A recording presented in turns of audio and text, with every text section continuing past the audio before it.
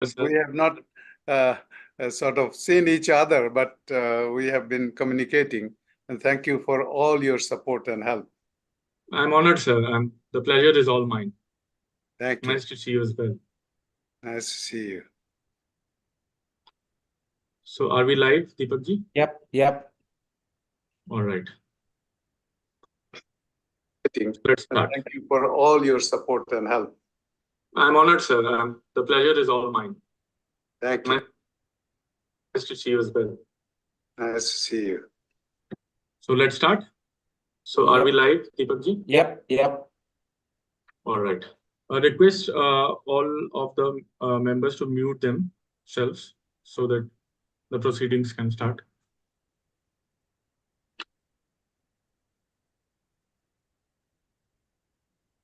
Deepak ji?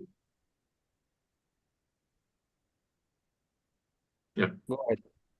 All right. Welcome to the inaugural session of the 11th International Conference on Peace and Nonviolent Action. I, Chaitanya Dev, take this opportunity to thank all of you joining this session with us from all across the globe to foster the cause of peace and environmental sustainability. This is the 11th ICPNA, organized by Anurad Global Organization, recognized and associated with UNDGC. Now is the time for the melodious recitation of the Anurad Geet. Can we have the Anurad Geet, please? Yep.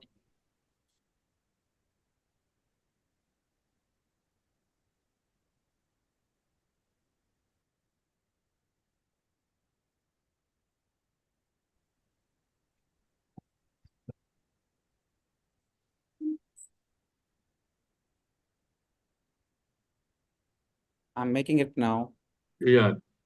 Yeah. So just a little introduction about the Anurad Geet. The Anurad Geet holds profound significance in promoting principles of moral conduct and ethical living. It was composed by Acharya Tulsi, and it serves as a guiding light for adherents of the Anurad movement, emphasizing the values of truthfulness, non-violence, and self-discipline. So let's have the Anurad Geet now. Can you hear?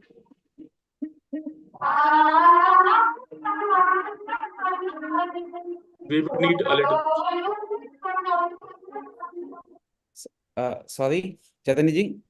Yeah, a little more sound would be okay. Okay.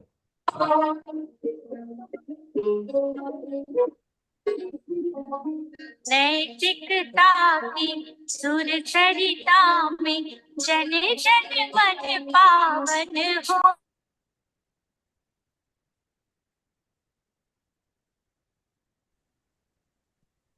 The sound is not coming. I think you muted yourself, that is why. Deepak Jain ji, you have to unmute yourself for the sound to come. Sorry? Yep, please, sorry. Deepak ji, keep yourself unmuted because we are unable to hear the audio actually. Okay, once.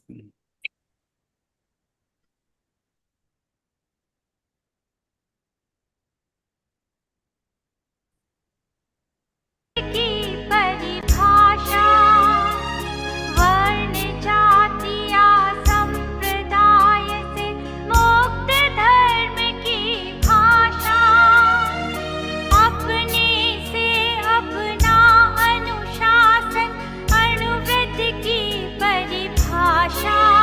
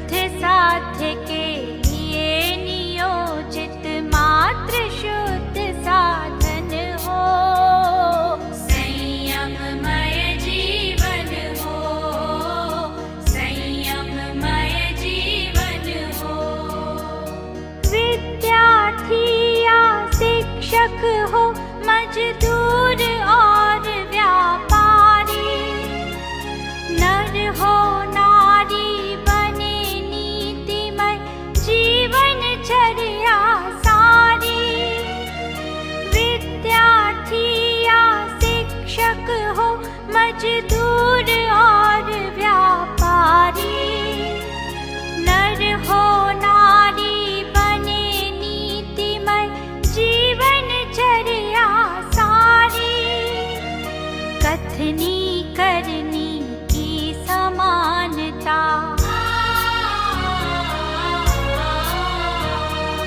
कथनी करनी की समानता में गतिशील चरण हो, संयममय जीवन हो, संयममय जीवन हो।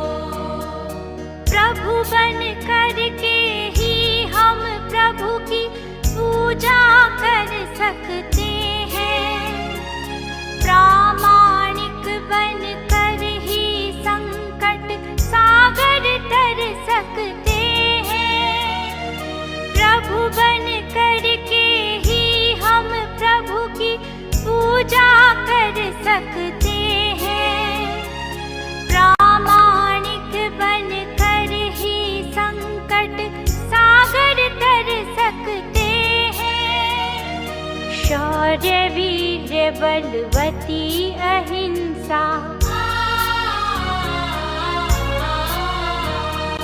शौर्य वीर्य बलवती अहिंसा ही जीवन दर्शन हो, संयममय जीवन हो, संयममय जीवन हो। सुधरे व्यक्ति समाज व्यक्ति से राष्ट्र स्वयं सुधरेगा, तुलसी अणुव्रत सिंहनाद सारे जग में प्रसरेगा, सुधरे व्यक्ति समाज व्यक्ति से राष्ट्र स्वयं सुधरेगा, तुलसी अणुव्रत सिंहनाद सारे जग में प्रसरेगा। मानवीय आचार संहिता,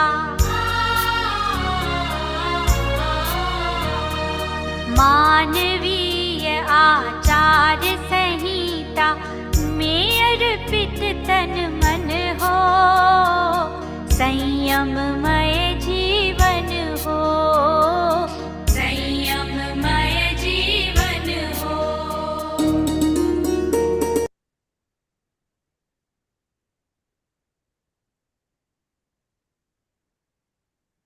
Yes, Chaitanya, you can take this side now.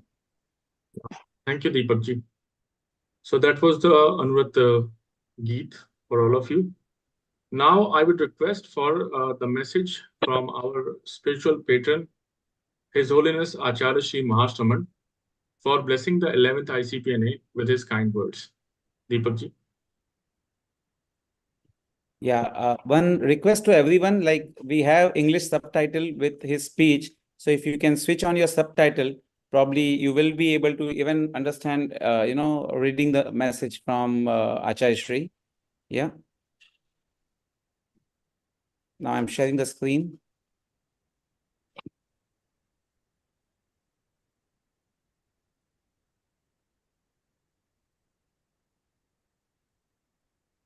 पन्नगे च सुरेन्द्रे च कौशिके पाद संस्पृशि निर्विशेष मनस्काय श्री वीरस्वामिने नमः। आदमी के भीतर हिंसा का संस्कार भी होता है और अहिंसा का संस्कार भी होता है। आदमी के भीतर सत्य का संस्कार भी होता है तो उसके भीतर असत्य का संस्कार भी विद्यमान होता है। आदमी में अच्छाई का संस्कार होता है तो बुराई का संस्कार भी उपलब्ध हो सकता है। अपेक्षा इस बात की है कि हिंसा का संस्कार, असत का संस्कार और बुराई का संस्कार यह कमजोर बने, क्षीणता की ओर आगे बढ़े तथा अहिंसा का संस्कार, सत्य संस्कार और अच्छाई का संस्कार पुष्ट बने। एक भौतिकतावाद है, मटेरियलिज्म, और दूसरा आध्यात्मिकतावाद है, स्पिरिचुअलिज्म।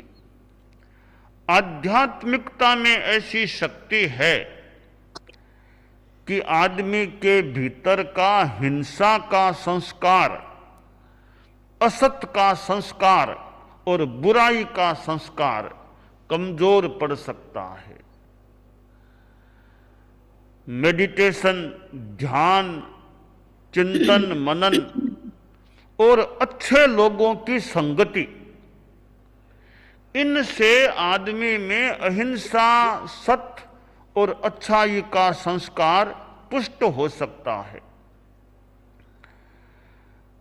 युद्ध भी दुनिया में होता है, समरांगण में भी युद्ध हो सकता है, परंतु समरांगण में युद्ध बाद में होता है। पहले आदमी के दिमाग में वो युद्ध का मनोभाव पुष्ट होता है, बाद में कोई समरांगण आदि में युद्ध होता है। दुनिया में शांति रहे और वार्तालाप के द्वारा, मैत्री भाव के द्वारा और कुछ अपने स्वार्थ के परित्याग के द्वारा शांति को उपलब्ध किया जा सकता है और युद्ध की बात को विराम भी दिया जा सकता है। आदमी का साध्य शुद्ध हो कि शांति एक साध्य है, अच्छाई की उपलब्धि एक साध्य है, तो साध्य की प्राप्ति के लिए जो साधन है, साध्य शुद्ध है, तो साधन को भी जितना शुद्ध रखा जा सके वैसा प्रयास होना चाहिए कि ज्यादा से ज्यादा साधन शुद्ध हो। साधन शुद्ध होने का मैं अर्थ करता हूं या बता रहा हूं कि साधन में अहिंसा को जोड़ा जाए कि साधन जितना संभव हो सके ज्यादा से ज्यादा अहिंसा पूर्ण हो और जितना संभव हो सके उसमें संयम हो, सेल्फ डिसिप्लिन हो, सेल्फ कंट्रोल हो। नॉन वायलेंस और सेल्फ कंट्रोल, ये दो चीजें साधन में ज्यादा से ज्यादा हो, यह प्रयास होना चाहिए। इस प्रकार साधन के साथ शुद्धि को जोड़ा जा सकता है। परम पूज्य आचार्य श्री तुलसी जो 20वीं सदी के एक संत पुरुष थे और एक संप्रदाय के अनुशास्ता आचार्य भी थे, जैन आचार्य थे, जैन धर्म में एक संप्रदाय के आचार्य थे। उन्होंने अनुव्रत के नाम से एक मूवमेंट, आंदोलन, अभियान शुरू किया। अणु यानी छोटा, व्रत यानी नियम।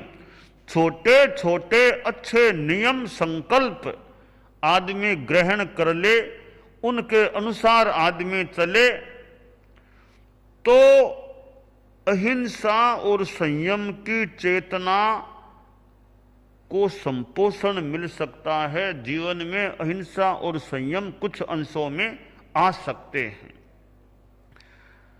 अणुव्रत का कार्य करने वाली अणुव्रत विश्व भारती सोसाइटी अणुविभा है, जो अणुव्रत के क्षेत्र में कार्य करने वाली है और अनेक शांति अहिंसा से संदर्भित सम्मेलन अतीत में हो चुके हैं और वर्तमान में भी यह जो शांति सम्मेलन का प्रसंग है, यह शांति दुनिया में हो और आदमी आदमी के भीतर भी शांति हो, हर आदमी के भीतर में शांति हो, आदमी पीस ऑफ माइंड को प्राप्त करे और जीवन पीस ऑफ माइंड की अवस्था में जिए। ये हमें जो मानव जीवन प्राप्त हुआ है, इस मानव जीवन को कैसे अच्छा जिया जा सके, इस जीवन को अहिंसा और संयम की शैली से जिया जाए तो हमें शांति भी प्राप्त हो सकती है। और जो अध्यात्मवाद का सिद्धांत है पुनर्जन्म का, कि आत्मा शाश्वत है, आत्मा कभी नहीं मरती, शरीर भले नष्ट हो जाए, होता भी है, आत्मा कभी नष्ट नहीं होती। तो ये स्पिरिचुअलिज्म और अध्यात्मवाद का जो सिद्धांत है कि आत्मा शाश्वत है, तो अहिंसा और संयम जीवन में है, तो यहाँ भी शांति, इस जीवन के बाद भी शांति रहने की, सुख प्राप्त होने की संभावना की जा सकती है। तो आचार्य श्री महाप्रज्ञ जी जो एक ध्यान योग की बात बताते, ध्यान का प्रयोग भी कराते, प्रेक्षा मेडिटेशन, ये जो ध्यान योग अहिंसा, ये ऐसे तत्व हैं जो हमें चित्त शांति को उपलब्ध करा सकते हैं। तो दुनिया में जो युद्ध की भी बात है, अब युद्ध को विराम मिले, ऐसा रास्ता निकले परस्पर वार्तालाप से कि युद्ध को विराम मिले, और जहां कहीं जो युद्ध की स्थिति है तो वो युद्ध समाप्त हो। जैसे जो महापुरुष हुए हैं, महावीर बुद्ध आदि आदि महापुरुष हुए हैं, और उन्होंने जो यह अहिंसा का रास्ता दिखाया है, तो हम सब आदमी हैं, इंसान हैं, कहीं कोई बात है तो ज्यादा से ज्यादा प्रयास यह हो कि अहिंसा के द्वारा और संयम के द्वारा कोई समाधान निकाला जाए। और जो जैन शास्त्र में कहा गया, मिट्टी में सब भूवेशु, सब प्राणियों के साथ मेरी मैत्री है, बेरम मध्यने के नहीं, किसी के साथ मेरा वैर नहीं है, यह मैत्री का भाव विश्व में फैले, और जहां कहीं युद्ध की बात है वहां भी कोई मैत्री का शंखनाद हो, और पारस्परिक वार्तालाप से युद्ध को विराम मिले, हिंसा को विराम मिले, अहिंसा फैले, अहिंसा व्याप्त हो जाए। तो ऐसे जो सम्मेलन शांति और अहिंसा के संदर्भ में होते हैं, उनसे कुछ प्रेरणा मिल सकती है, अहिंसा का भाव उभर सकता है, और कोई समाधान भी मिले तो मिल सकता है। तो अनुभूत विश्व भारती और यह शांति सम्मेलन की बात भले ऑनलाइन के द्वारा प्रोग्राम हो, वर्तमान में ऑनलाइन वर्चुअल रूप में भी कार्यक्रम करने की विधा दुनिया में चलती है, और यह कुछ आसान भी हो सकती है। तो किसी भी रूप में अहिंसा शांति की वार्ता हो, यह अहिंसा शांति की वार्ता व्यापक बने, फैले और सब में शांति रहे। मैं यह मंगल कामना करता हूँ कि शांति फैले और यह सम्मेलन भी सफल बने, निष्पत्ति युक्त बने। शुभाशंसा। ओम अरहम, ओम Arham.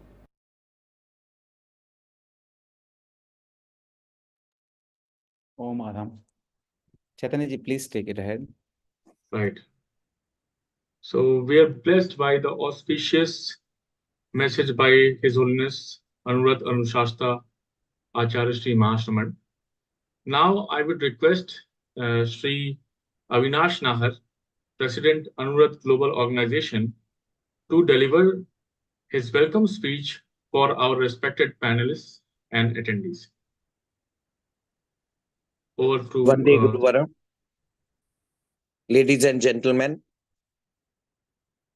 welcome to the 11th International Conference on Peace and Nonviolent Action, ICPNA, organized by Anuvibha. I extend a hearty welcome to all the chairpersons, speakers, attendees, and viewers. We are delighted to see respected scholars, activists, and participants from all over the world gathered here to discuss on how to promote peace and nonviolence. In the world often troubled by conflict, it is important to emphasize on how our joint efforts for peace and crucial. Through this conference, we aim to explore new ideas and practical solutions that can help make the world more peaceful and kind. At Anuvibha, we strongly believe in the power of dialogue, understanding, and working together to overcome differences and promote everlasting harmony. We hope that the conversations and collaborations started here will inspire positive changes and create a better future for everyone.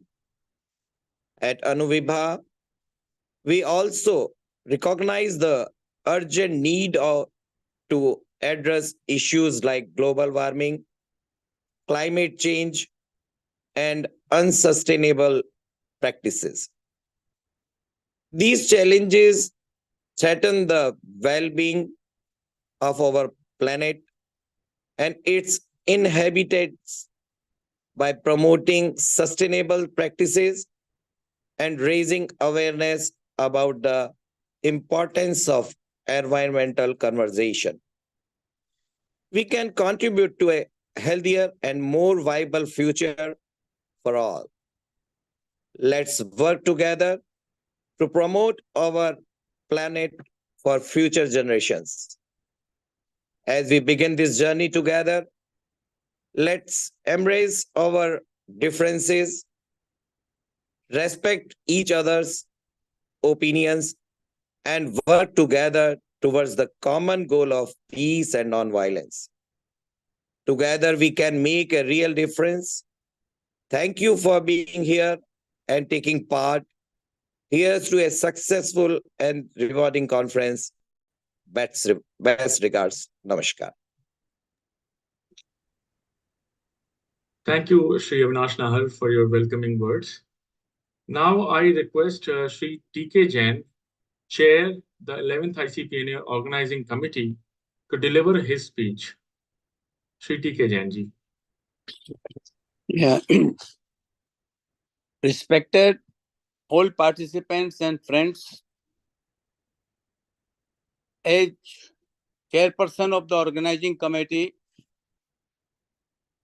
I stand before you to shed light on the current state of our world, which is unfortunately marked by unrest and turmoil.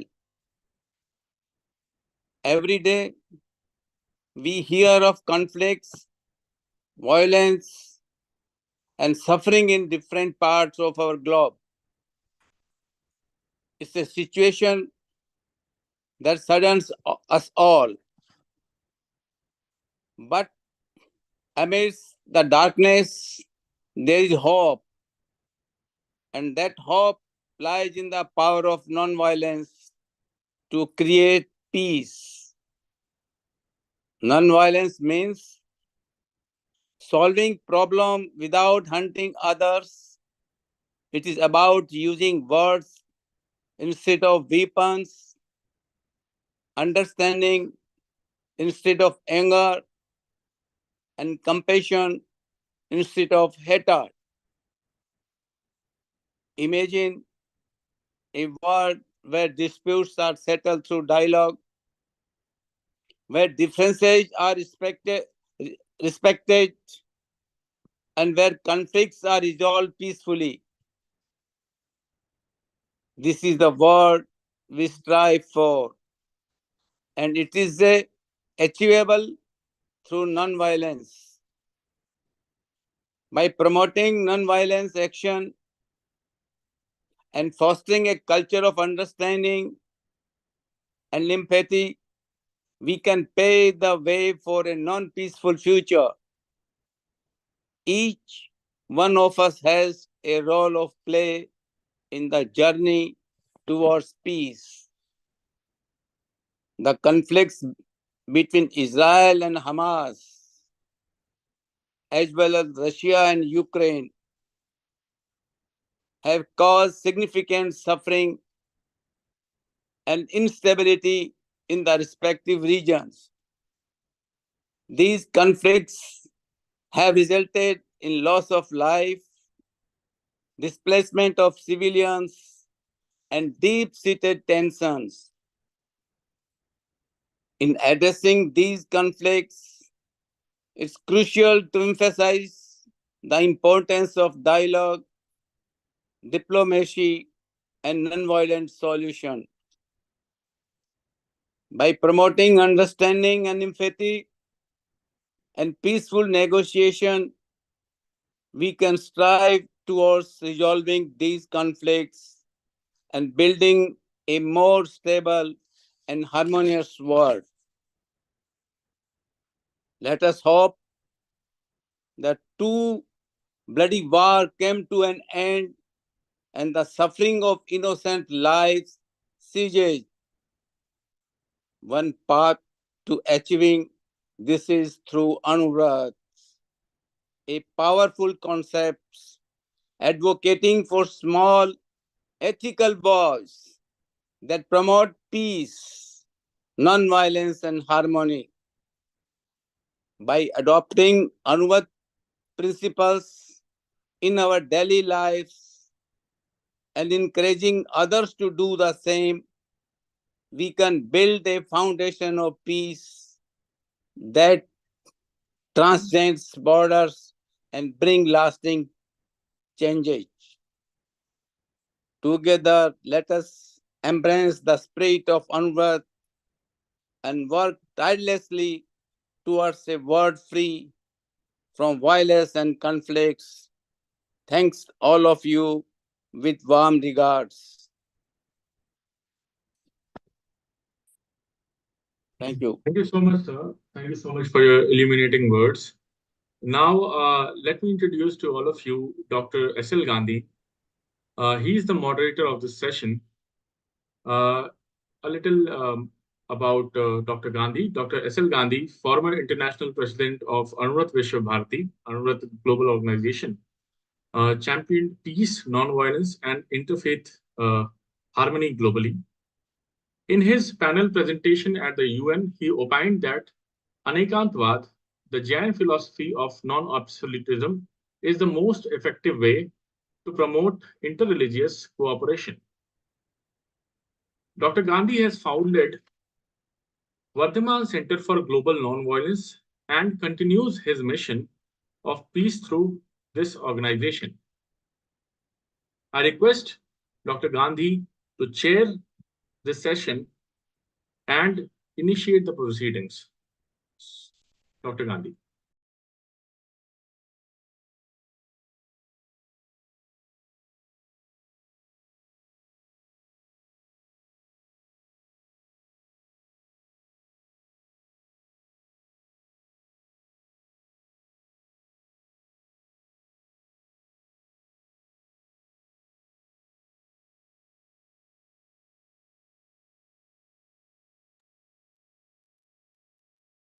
Hello, greetings to all. After Anuvat song and message from His Holiness Acharya Mahashama. We are going to begin our plenary session. I have before me resplendent luminaries from all over the world, and their presence fills my heart with a great joy.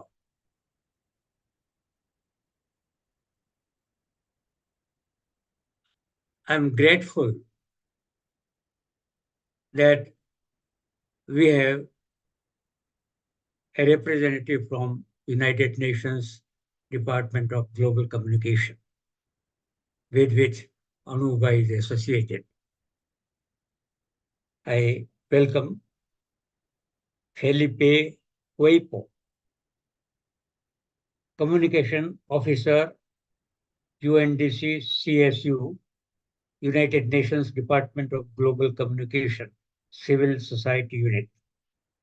Felipe Huipo, a skilled UN communication officer, excels in fostering global civil society engagements and crafting impactful media strategies. Recognized for his eloquence, he is sought after for speaking on UN-related topics, including youth involvement and the 230 Agenda. His leadership and the Focus on Faith series highlights his commitment to exploring intersections between faith and UN's vision. I request Mr. Felipe Cuepo to make opening remarks.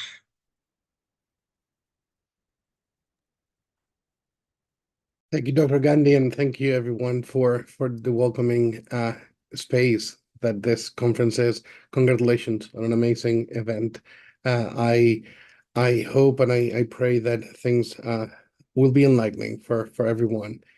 On behalf of the United Nations Department of Global Communications, we want to congratulate you on your work and everything that you're doing to make this world a better place for everyone. I want to focus my remarks on the relevance of multilateralism, on working together, on learning from each other, and collaborating across sectors in society. When the UN was created in 1945, the world had just witnessed a Second World War, and we had witnessed some of the worst traits of humanity, how evil could take over and how evil could just lead the actions of men and powerful men and women and leaders that dismissed life as if it was nothing. Out of that conflict, the UN was born with a mission to ensure that peace and security, human rights, and development were ensured for everyone globally. That was 1945. We, in 2024, live in a very different world. We still have some geopolitical challenges, but more and more what we have seen in the last 78 years of United Nations work is that we have ideological challenges that are very difficult to address through all means of diplomacy. Peace has changed completely its definition. The UN has been able to, in the last 78 years, to reshape and reconfigure what we consider peace. Peace is no longer that I'm not shot at or that I'm not bombed or that my country is not in conflict, but peace is quality of life. Peace is freedom of expression and religion. Peace means access to resources today without depleting them so that tomorrow and future generations have still access to those. The UN has been able to ensure that we become an organization that works towards serving the international community and addressing all the different issues that we face, from gender issues of discrimination to what we all agree is a global crisis, which is climate change and the caring for the environment. For the past decades, the United Nations has been trying to bring people together. And that is, I think, one of the most powerful challenges. And yet the UN has been able to meet it, which is to bring people together to the table for global diplomacy. I see the work of the United Nations in the 21st century as threefold: quality diplomacy, quality education, and quality communication. Diplomacy is at the essence of what we are and who we are. We are an intergovernmental organization. Therefore, 193 member states and 2 observers are responsible to provide the needs of the world and ensure that people have space to thrive in.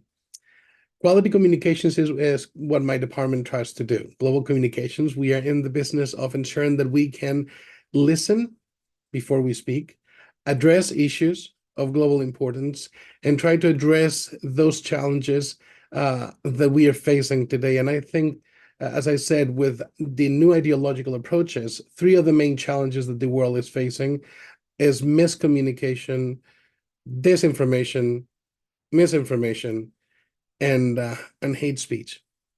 And those are hardly addressed through military intervention or through sanctions or resolutions or embargoes. Understanding the cultural diversity of this beautiful planet, understanding the cultural heritage that we all have, understanding the different faith traditions that have done so much for the world for thousands of years. The United Nations in the past decades has learned, in my opinion, that it is only by working together that we can really make a difference. We have identified incredible efforts by the different faith traditions globally that have solutions to current challenges. And I think that the pride that we may have had at one point as a United Nations organization, thinking that we could have all the answers of the world, or that the governments of the countries that belong to the UN had all the answers of the world, have led to a space where everyone is welcome to contribute and everyone must be part of the conversation. Because our goal is very clear. As our Secretary General Antonio Guterres has said, it is only through peaceful resolution of conflict. It is only by addressing through non-violent means, and it is only by embracing the reality of the beauty of life that we can really make a difference and have a better planet for everyone. Our care for the environment is essential also in this effort. We are not owners of this planet, we're stewards. We are here on a temporary basis, and we are to take care of this planet that has been given to us for us to nourish and to provide for everyone. I am a person of faith. I am a Christian, and in my faith tradition, I have learned that when God created this beautiful planet, He asked His creation as His children to care for it, and it would be bountiful if we cared for it. When the earth thrives, humanity thrives. When we care for our environment, the environment cares for us and takes care of us. And we must understand that our behavior sometimes is challenging in this regard. Our relationship with the environment has also an impact on our relationship with each other. We are an organization of the United Nations that we believe in the idea that every person is important. As you know, in 2015, the global community came together at the United Nations to address the challenges, and we came up with an agenda, the 2030 Agenda for Sustainable Development, with the 17 Sustainable Development Goals. What I take out of it is similar to what I take from different religions. In religious traditions, the common goal is the golden rule. Well, and the common or the essence of Agenda 2030 is one beautiful sentence, which is to leave no one behind. And to leave no one behind means to leave not one person behind. And in that sense, I think it reflects the value that we understand humanity and life to be essential, sacred. We understand it to be the center of everything. To leave no one behind means that we care for those that we disagree with politically or religiously or socially, those who are very different to us, and yet we are all the same. We are all part of a human family. I like how the UN Charter starts by we the peoples, not we the governments of the peoples, not we the leaders of the world, but we the peoples. And we the peoples are responsible for all the efforts that we have globally. I love my work with civil society because I believe that civil society is essential in the execution of all the plans of the world and all the agendas and efforts of the United Nations. I always remind particularly youth that with over 8 billion people on this planet, on this wonderful planet, to believe that the hope of humanity is in the hands of only a handful of people working for the United Nations is very naive. The best kept secret of the United Nations is that we need you much more than you need the UN. we need of everyone to collaborate, to work in their communities, to provide for those in need in their communities, in their immediate vicinity, in those spaces where the UN has no access to. And the UN is there to support. And we will be more than happy to collaborate and endorse and guide and help and assist in whatever way we can. But let us not make the mistake of thinking that the UN will take the lead and will make everything fine for everyone. We depend heavily on the willingness of good people to do good. And all I see on this screen and everyone in attendance and everyone I interact with at the United Nations is people of goodwill trying to do good things. We at the UN are there to support. We face tremendous challenges from conflict that have been mentioned, for example, between Israel and Hamas and the victims, who in this case are innocent people in the Gaza Strip, in other spaces. We have other conflicts like the invasion of Ukraine by Russia and other conflicts globally in Yemen and you name it. I think that we live at a time where we have all the resources necessary to eliminate extreme poverty, to address the global challenges, and to make things better for everyone. And yet, where we're missing is the willingness and the disposition of the global community to do it, at least the leadership to help us achieve that goal. I believe that the work of the United Nations in this past decades has been tremendously uplifting. And I hope that we can continue collaborating with organizations like yours and many others. We have currently 1,600 CSOs we work with in the Department of Global Communications. So we want to expand the family because we believe that only by really bringing our efforts together through that synergy of goodwill can we really make a difference. I said I'm a man of faith. I pray that we understand the value of human life better, that we treat each other with the respect that God expects us to do. And I hope that the United Nations is a vessel for good. We are not perfect. We've made mistakes. We will continue making mistakes. We will learn from those mistakes. We will learn together. We will continue growing together. But it is the idea that truly, only by understanding the value of human life, we'll be able to then address the challenges that we have. And together, we'll be able to hopefully build that world that we all dream of and having. Until then, much work is left to do. Many challenges are there to face, but as I said, if we do it together, we can really make a difference. I wish this conference to be extremely successful. We are hoping that great ideas can come out of this and that inspiration from many other people can take shape in the form of projects and programs, and just that we don't forget what I said, which is the motto of the United Nations for this Agenda 2030, which is to leave no one behind. Let's make sure that we work towards that goal, and let's hope that with our common efforts and those of the future generations and current youth, we can really, really reshape this world to what it should really look like and not what it currently faces. Thank you. Thank you, Mr. Felipe Weipo, for your very comprehensive and illuminating speech. We are particularly grateful to the United Nations Department of Global Communication for giving us an opportunity to listen to Mr. Felipe Weipo. Thank you very much.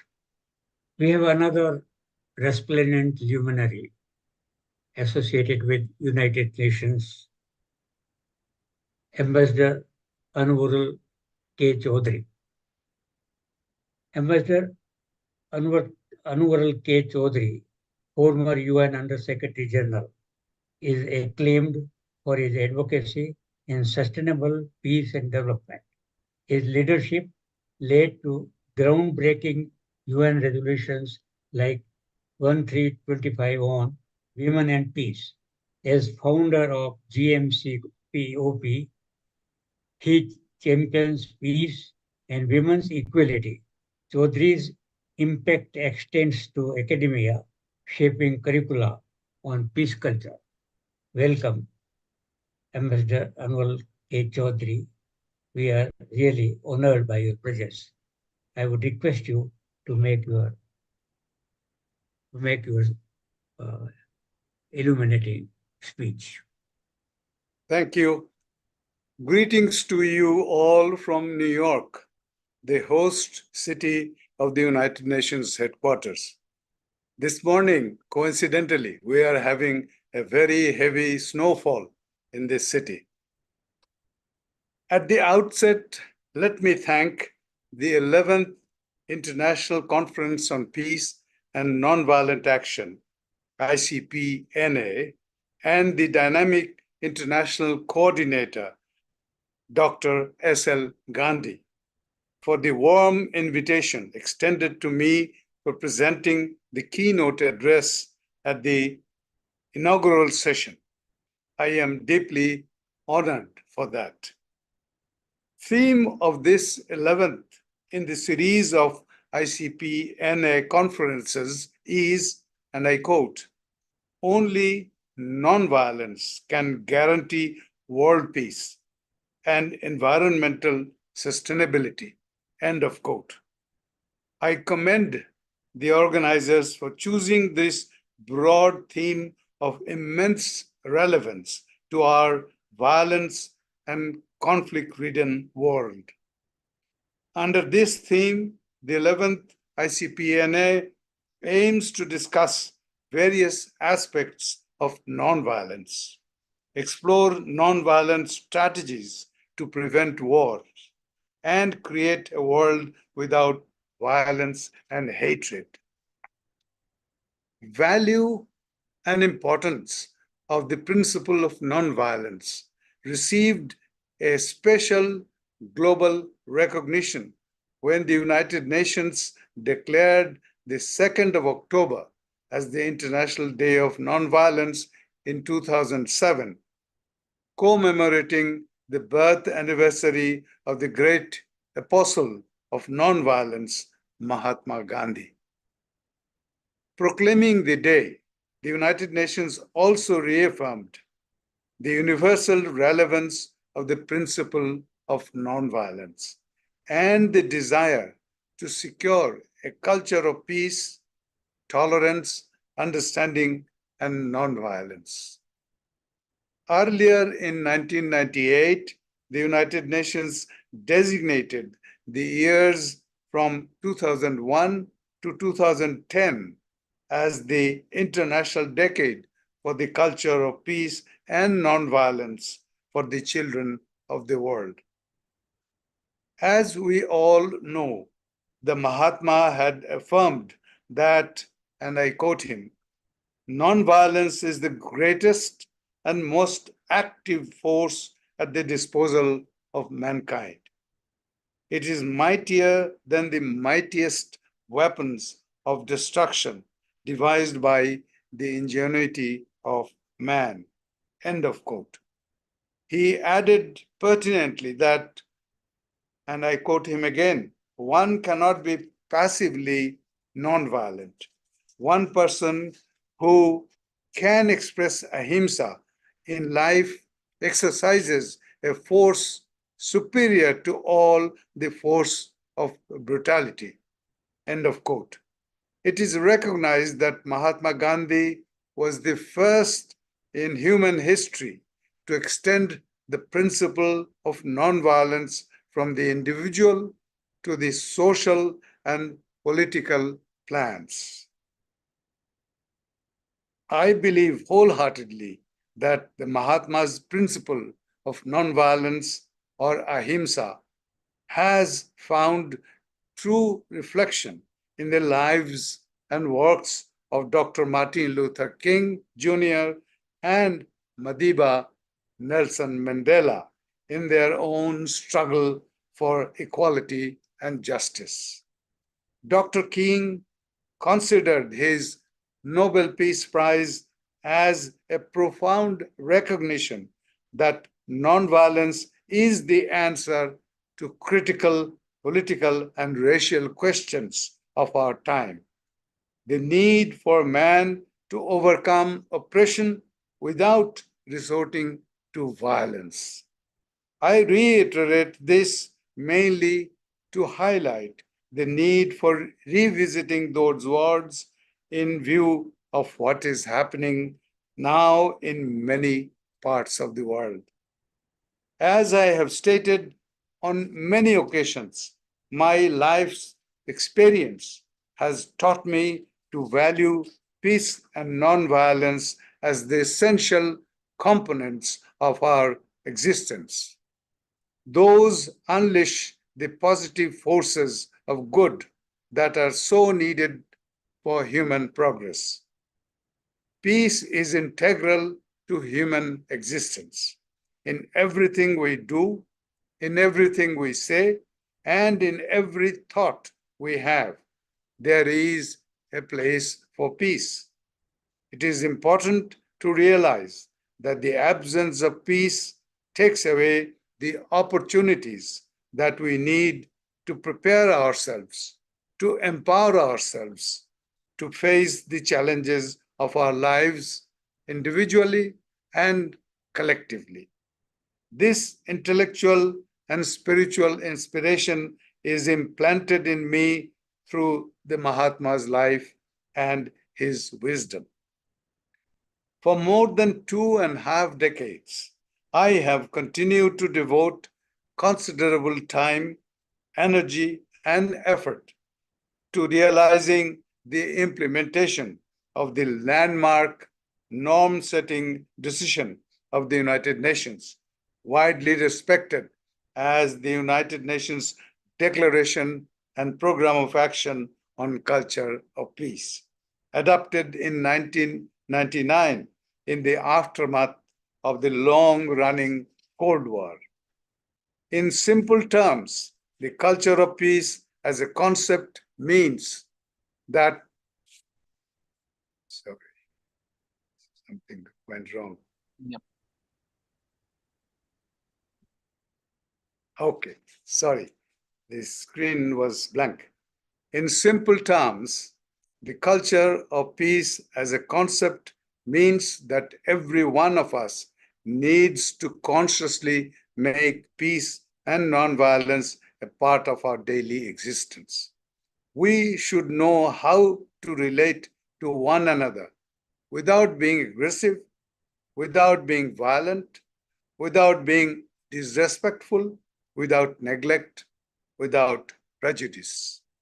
We should not isolate peace as something separate or distant. Peace does not mean just to stop wars, but also to stop oppression, injustice, and neglect.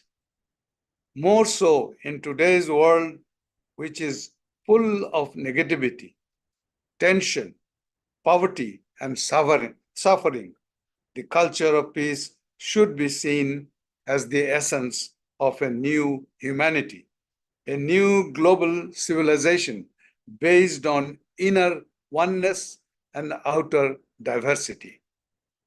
I am encouraged that the 2030 Agenda for the Sustainable Development and its Sustainable Development Goals, SDGs, adopted by the UN in 2015, highlights the culture of peace and nonviolence, as well as global citizenship, as essential components of today's education.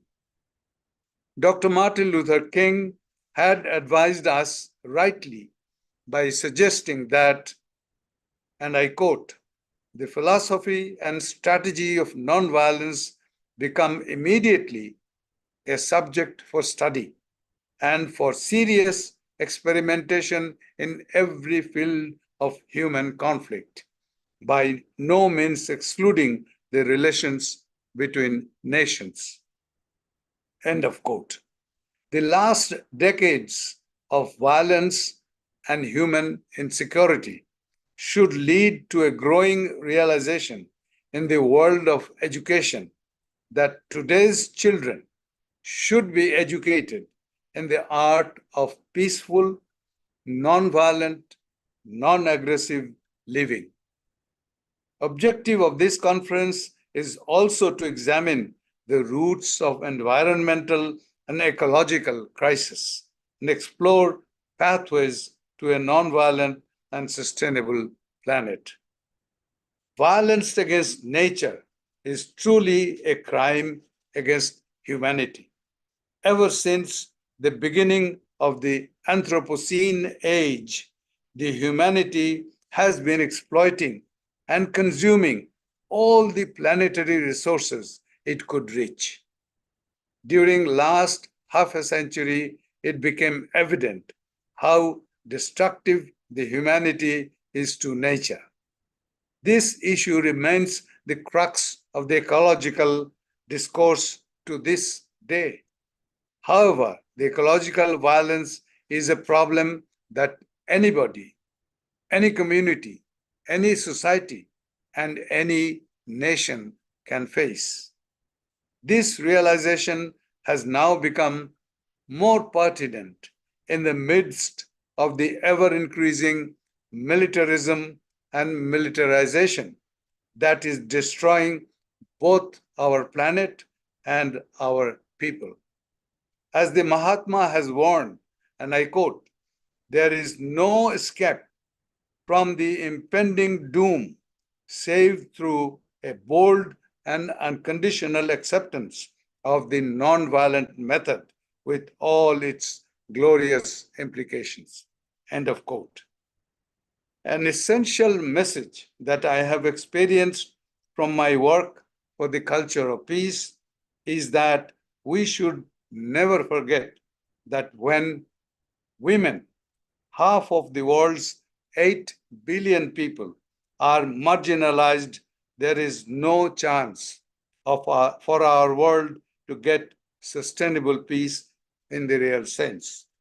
Women bring a new breadth, quality, and vision and balance of vision to a common effort of moving away from the cult of war towards the culture of peace. Without peace, development cannot be realized. Without development, peace is not achievable. But without women, neither peace nor development is possible. Let me end by reminding us that the work for peace and nonviolence is a continuous process. Each one of us can make a difference in that process. The culture of peace cannot be imposed from outside. It must be realized from within. I wish the 11th ICPNA a resounding success. Thank you.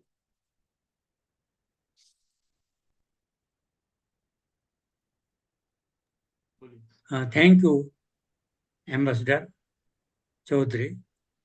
We are so happy to listen to you. You are highlighting the significance of nonviolence has, of course, tried to give us the importance of this eternal value. So, Honorable Ambassador Ranvat K. Chaudhary, I once again express my grateful thanks to you on behalf of me and also on behalf of the members of Onward Global Organization. We have another resplendent luminary, Professor Samnit Chaitanya Pragya. It is a matter of great joy to have her as the representative of our spiritual tradition.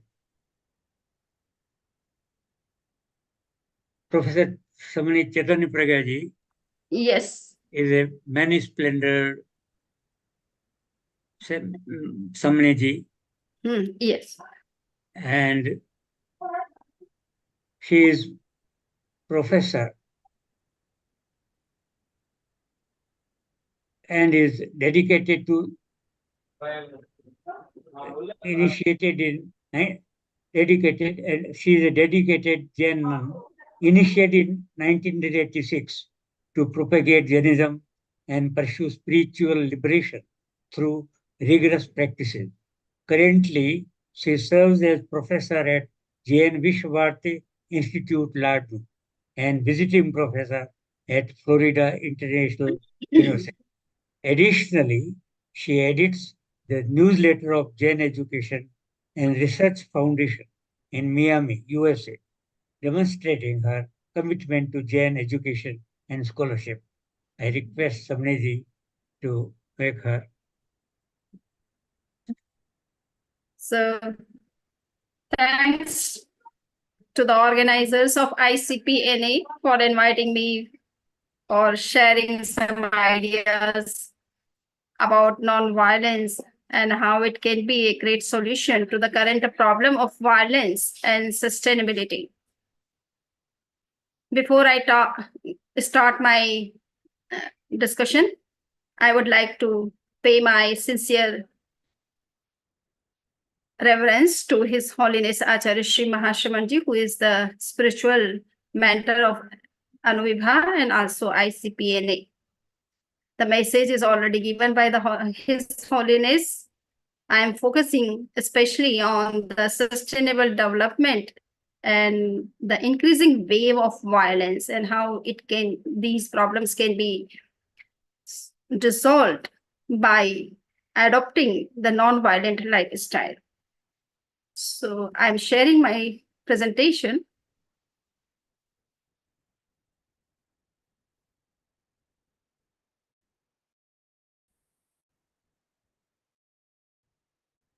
Hope the presentation is visible to everybody. Yes, Sameji. Okay. I talk non-violence, an antidote to modern issues of violence and sustainability. There is no need to say, yet I would like to say that the birth of ICPNA began with Acharya Tulsi, who was the founder of Anuvrat movement, with a view to creating a global awareness for peace and non-violence. In consonance with his vision, till today, the organizers have organized almost 10 major international conferences on peace and nonviolent action. And these conferences have been held in different cities and states of India. This is the 11th ICPNA, which is focusing especially on the theme only non-violence can guarantee world peace and environmental sustainability. This conference is looking for various serious deliberations on various aspects of ahimsa to explore non-violent strategies, prevent wars, resolve violent conflicts, and to create a world without violence and hatred. Organizers are also looking for the positive and constructive methods from our distinguished panelists and peace activists to uproot the causes of the environmental and ecological issues to evolve a roadmap to a nonviolent and sustainable world. The recent research, which is carried out especially by SIPRI, Stockholm and United Nations related to peace and conflict resolution, management, prevention, is a unique global effort to determine peace, justice, and strong institutions. The research paper is entitled Peace and Conflict Studies, a Global Perspective. The most important aspect that has been impacted in this paper is the UN's SDGs, which we could say Sustainable Development Goals, has become difficult and challenging to achieve due to the impact of the pandemic, as slated by UN by 2030.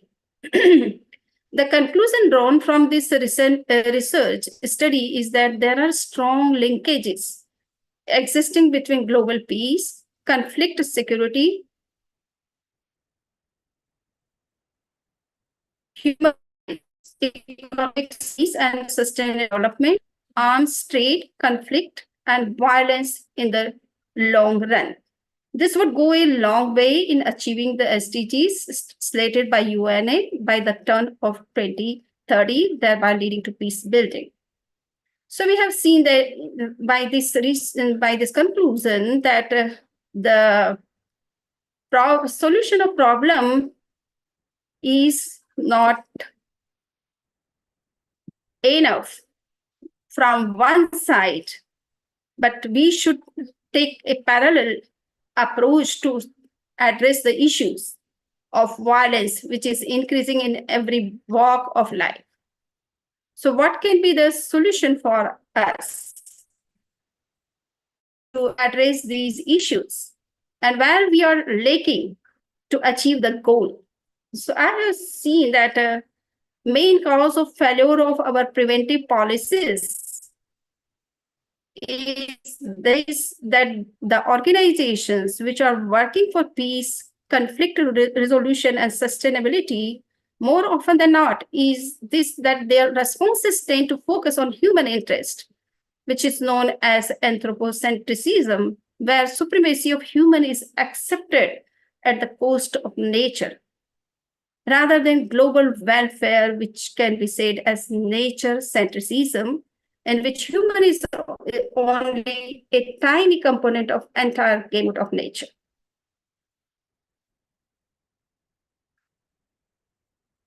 Now we would see that there is really a very big problem of violence in youths and children. And this problem demands immediate attention and action, as well as from the peace activists. They should think about the growing trends of violence and hatred in children and youths. We already have seen that there were so many such kind of incidents, mass killing actions are being taken even by the small children, which are just primary school going children. And we also know that many children and youths are being systematically trained to commit terrible crimes in the name of religion. Rape, murder, intimidation, and torture have become the part of our daily news. The incidents of verbal and emotional violence are also on the rise at school, college, and family levels. Moral and spiritual values are at their lowest ebb. In such a critical situation of decadence, the solutions given by Acharya Mahapragya, the great saint philosopher of 21st century, in the form of training of science of living, can be an effective tool to create a culture of nonviolence, love, and tolerance to reverse the trend. And we have seen also the positive results of these methods of training of nonviolence and the science of living, which is a kind of educational policy which has been developed or offered by Acharya Mahapragya. And we know that ahimsa is not mere abstinence from physical violence, but it means control of violent thinking and hate speech as well. The seeds of violence first sprout in our thoughts, so efforts should be made to uproot them in the bud during childhood itself. For a lasting peace and happiness, we need to train our children in non-violence from very childhood.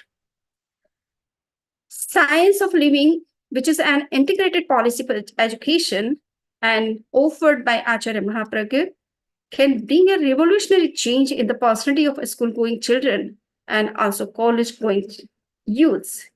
It can also bring or create a natural ambience conducive to ahimsa at home and at the working places. So far as the eco-sustainability is concerned, we find that we are worried of this problem of the future, and we are also perceiving that the biodiversity are disappearing rapidly. According to one study till today, almost 25,000 species are already extinct. Forests are also gradually disappearing. Rivers are drying up. Mountains are being denuded of trees. Man's unrestrained greed and rampant consumerism are responsible for this unprecedented crisis of non-sustainability, and also the earth is losing its carrying capacity because of consumerism. Though the UN is also working hard to cope with the problem of eco-sustainability, and for that it has set the 2030 agenda for a sustainable world consisting of 17 sustainable development goals. But it is true that governments or peace activists cannot achieve these goals. The support of people and civil societies in a big way can only ensure the accomplishment of such goals. And for that, everyone has to minimize his needs at every level. The organizers have rightly echoed the message of Anuvrat movement as self-restraint alone is life and wantonness is death. We have seen that there are so many ecological approaches which have been developed to face the problem of eco-sustainability. For example, ethical egoism, anthropocentrism, sentientialism, vitalism, and deep ecology. But they are also have some limitations, as we are perceiving here that ethical egoism gives preference to the benefits or care, which is mainly or directed towards people or other resources rather than nature or environment. Similarly, anthropocentric approach. In this approach, consideration of other non-human entities can be justified only if they have instrumental value to a human. Sentimentalism also focuses on some non-human beings who have inherent value. Vitalism is having some broader approach or wider approach, and in this approach, reverence for life without qualification is given importance. And deep ecology extends morality to the soil, water, even to the ecosphere, self, or diver. But after all, we see that anthropocentric approach is most received approach by the people, and because of that, we are unable to prevent our ecological imbalance or maintain ecological balance. Ecology to sustainability, if we think about it, then we find that ecology is very much connected with sustainability. Discussions about proper or prudent actions and policies to preserve and nurture the environment necessarily lead to more holistic and systematic analysis. The environment analysis should be the part of a larger system that must be considered in mutual consideration of other factors. Environmental concerns should not be subjugated, but rather integrated into a complex interplay of considerations in our day-to-day life. There are several components of sustainability which need serious thinking. Sustainability, broadly speaking, is the endurance of systems and processes. In ecology, sustainability is how biological system persists with productivity. And persistence incorporates the welfare of individuals existing in the ecological system. Overall, sustained development includes the three interconnected domains: ecology, economics, and social.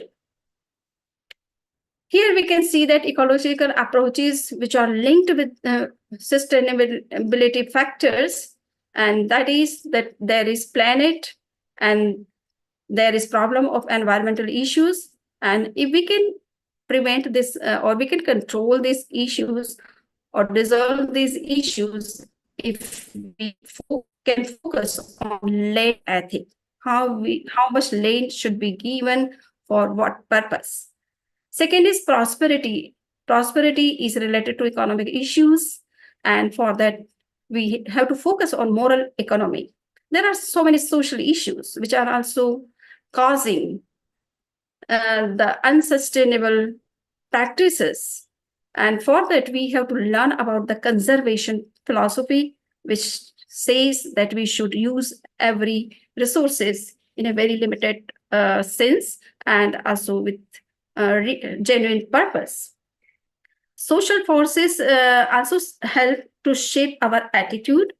So we can see that perceptions about the world and how one conducts oneself are influenced by an assortment of factors. Culture, family, education, emotions, reflections, and religion all shape how we see ourselves in relation to the world. Specifically, positions in reference to social issues have been influenced by religions. So it is necessary to note that what role has religion played with attitudes toward the environment. As Professor Philippe was talking, that even Christianity has such kind of principles which can help us to achieve the sustainability or sustainable goals. So all religions have such kind of principles and doctrines which can help us to develop such an inclusive approach to address the ecological problems and environmental issues, and also the problem of unsustainability in a positive way. There are religious teachings and there's great relation. I can say that religion is the right way to address these kind of issues which we are facing in the name of violence and also sustainability. So there are certain religions which have played great role in developing an anthropocentric attitude. This attitude has promoted materialism, consumerism, competition, and terrorism. There are certain other religions which have played important role in inculcating nature-centric attitude. They have taught to live in harmony with fellow beings, different ideologies, and nature by observing self-discipline. In result, we can find peace, non-violence, tolerance, friendliness, prosperity, and sustainable development in such kind of communities which are following such kind of religions. For example, Jain religion is teaching so many things which can help us to develop such kind of approach which can face the problems of environment, ecology, and sustainability in a very positive, constructive, and creative way. In Jain environmental ethics, it is said that all proper conduct is based on the principle of ahimsa or non-violence. All life strives for self-preservation and avoidance of pain. Ahimsa arises from an observance of this reality and an attempt to respect this basic tendency in life. For the Jain practitioner, ahimsa is a way of life, a general attitude toward the world, respect and care for all living beings and the environment they inhabit. The Jain-based environmental ethics is an expression of a larger religio-philosophical system of thought that does not distort some aspects and interests of life in the process of developing itself. Jainism does not require an unprovable presupposition about life, that is, all life is sacred, to establish its ethical position. Rather, it is founded on the simplest and most immediate observations, like no one likes to suffer. So we have no right to kill anybody or harm. Jain involvement in the world also proves that how we can live a life of nonviolence and also prosperity.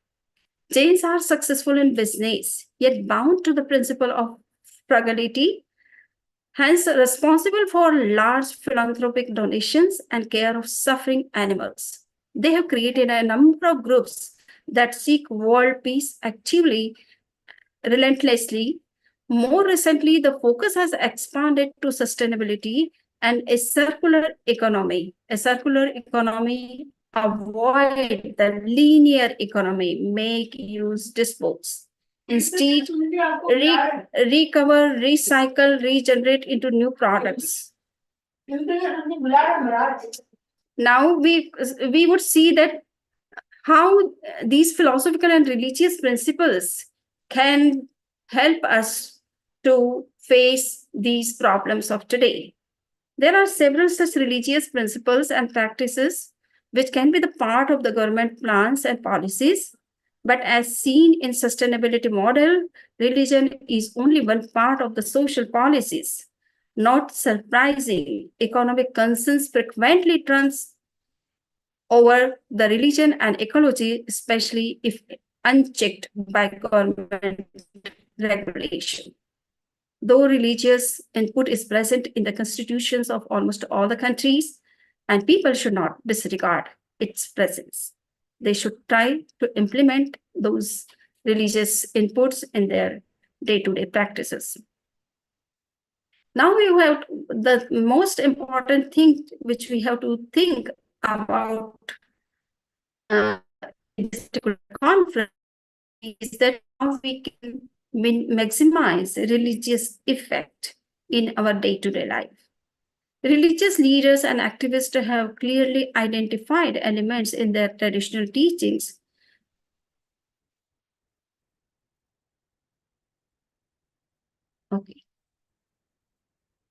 that are ecologically friendly. Next step is to find ways, make sure these elements filter into their community so as to change their way of thinking ecology.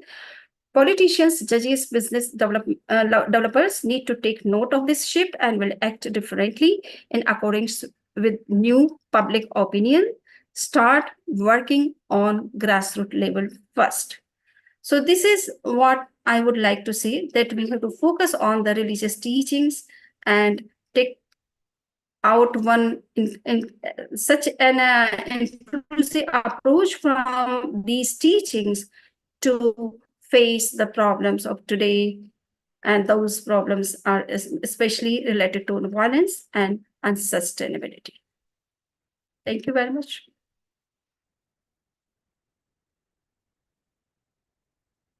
Samne ji, for preparing such a research-based beautiful paper.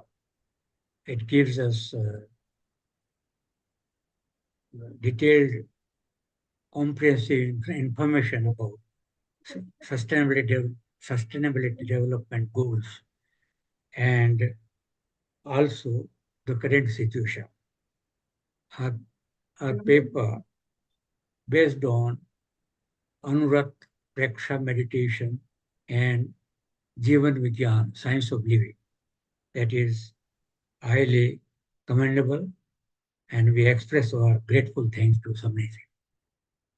Our next speaker is Professor N. Radhakrishnan, an internationally acclaimed personality. His entire life is dedicated to the cause of Ahimsa. Professor Radhakrishnan is a renowned Gandhian scholar and esteemed academic, authored over 70 books, and established the Gandhian Media Center, internationally recognized as a non-violence trainer. His profound impact resonates through his prolific writings and dedicated advocacy for peace and social change. He is the chairman of Indian Council of Gandhian Studies. Professor N. Radhakrishnan.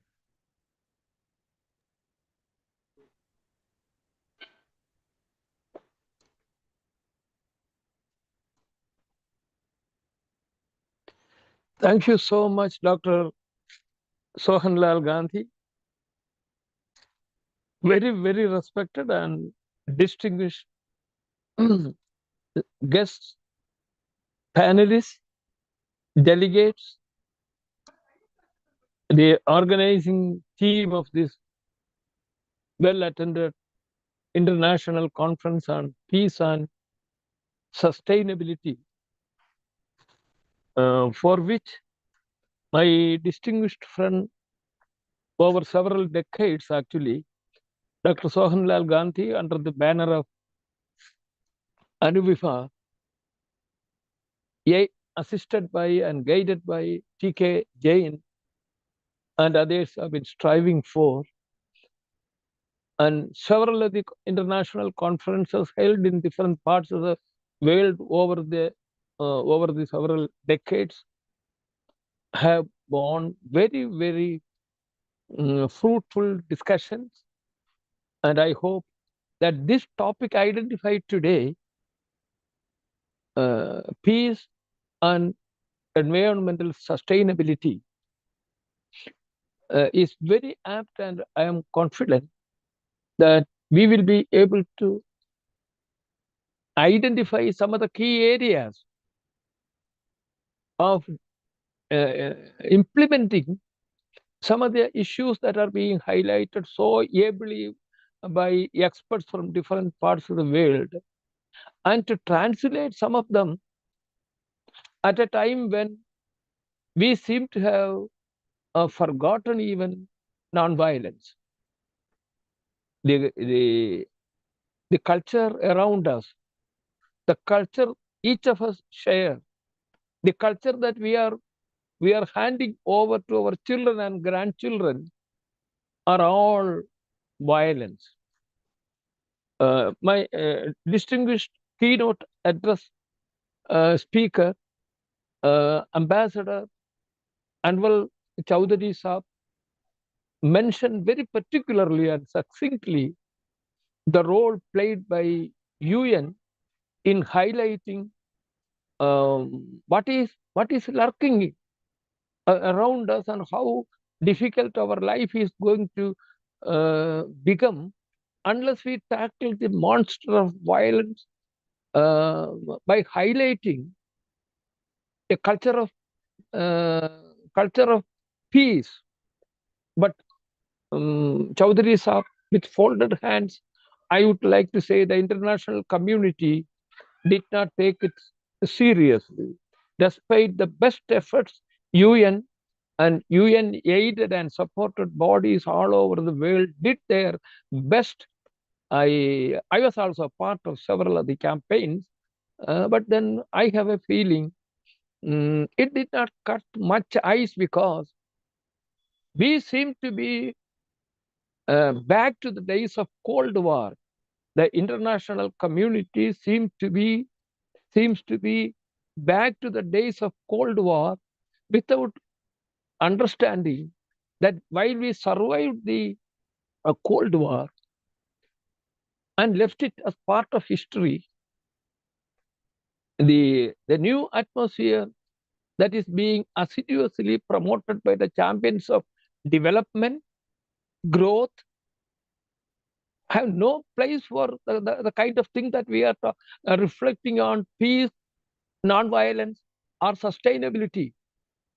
The catchword that you and I are hearing everywhere is development. Development for whom? By development, what do we mean? And can we have economic development alone for sustainability or promoting a culture of peace? Every structure that we have in our society has dominance of violence. Despite the best efforts, great seers, great philosophers, great patriots, and there are people who sacrifice their lives for promoting non-violence. Several people all over the world, but then they have all now non-violence or peace. Excuse me for being blunt. Non-violence, peace, or even sustainability have become three areas or three topics for academic discourses and discussions at various fora. And back to the field when we come, it is a ramification of violence all over and all over. And we are all struggling to find out a way out of this very, very dangerous situation. We are looking for a ray of hope, but then optimist that at least those people who are wedded to the concept of non-violence or ahimsa or sustainable peace or sustainability or environment. Who is worried about environment excepting a few international conferences here and there and the volumes of reports that we produce? the national governments or the state governments or international communities accept that wonderful sentinel of peace, United Nations, which is a sentinel of peace and peace, stability, and all that we care. But to what extent the UN is able to influence the warmongers? To what extent the UN or the international community and other peace organizations are able to influence the policies of the various governments at a time when we say we have become a global village. True, we are very, very global, thanks to the the remarkable benefits science, technology, and human efforts made us available. But should we not go forward? I learned, excuse me for uh, again reflecting on the lessons that I learned from 3 or 4 very, very great persons who were wedded to nonviolence and whose legacy continued to influence many of us in our peace efforts or training or in our teaching or in our writing. One was Mahatma Gandhi. I did not see him in person because I was born only 4 or 5 years after he left physically this world. He influenced a generation or generations to come, but then now we have a society where we have gone beyond Gandhi or anybody else. Back in India, 2, 3 great seers who influenced me are, one is the great Acharya Tulasi Maharaj. I had benefit of talking several days of discussions with him. I learned he was living nonviolence, was not preaching nonviolence. Like Gandhi wanted nonviolence to become from other than a dogma. I found in Acharya Tulasi Shri a seer, a person who was living nonviolence. Nonviolence was not a theory. These people, these Jain seers, they have been successful in releasing nonviolence or ahimsa from the dogmatic binds of theories and postulates into how nonviolence can be brought in as an article of faith, an article to liberate oneself from stale concepts and prejudices. The second person who influenced me terribly was Acharya Mahaprajna. Very, very, in a very large way, this year's concern for justice is this year's concern how environmental education, environmental ethics, and environmental civility can be woven into the matrix of what we believe the totality of life.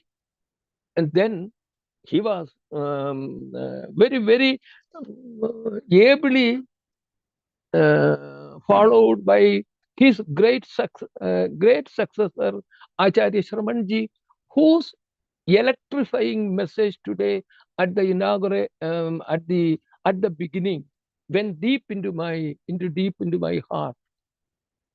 True, but do we take a position that nonviolence is not working?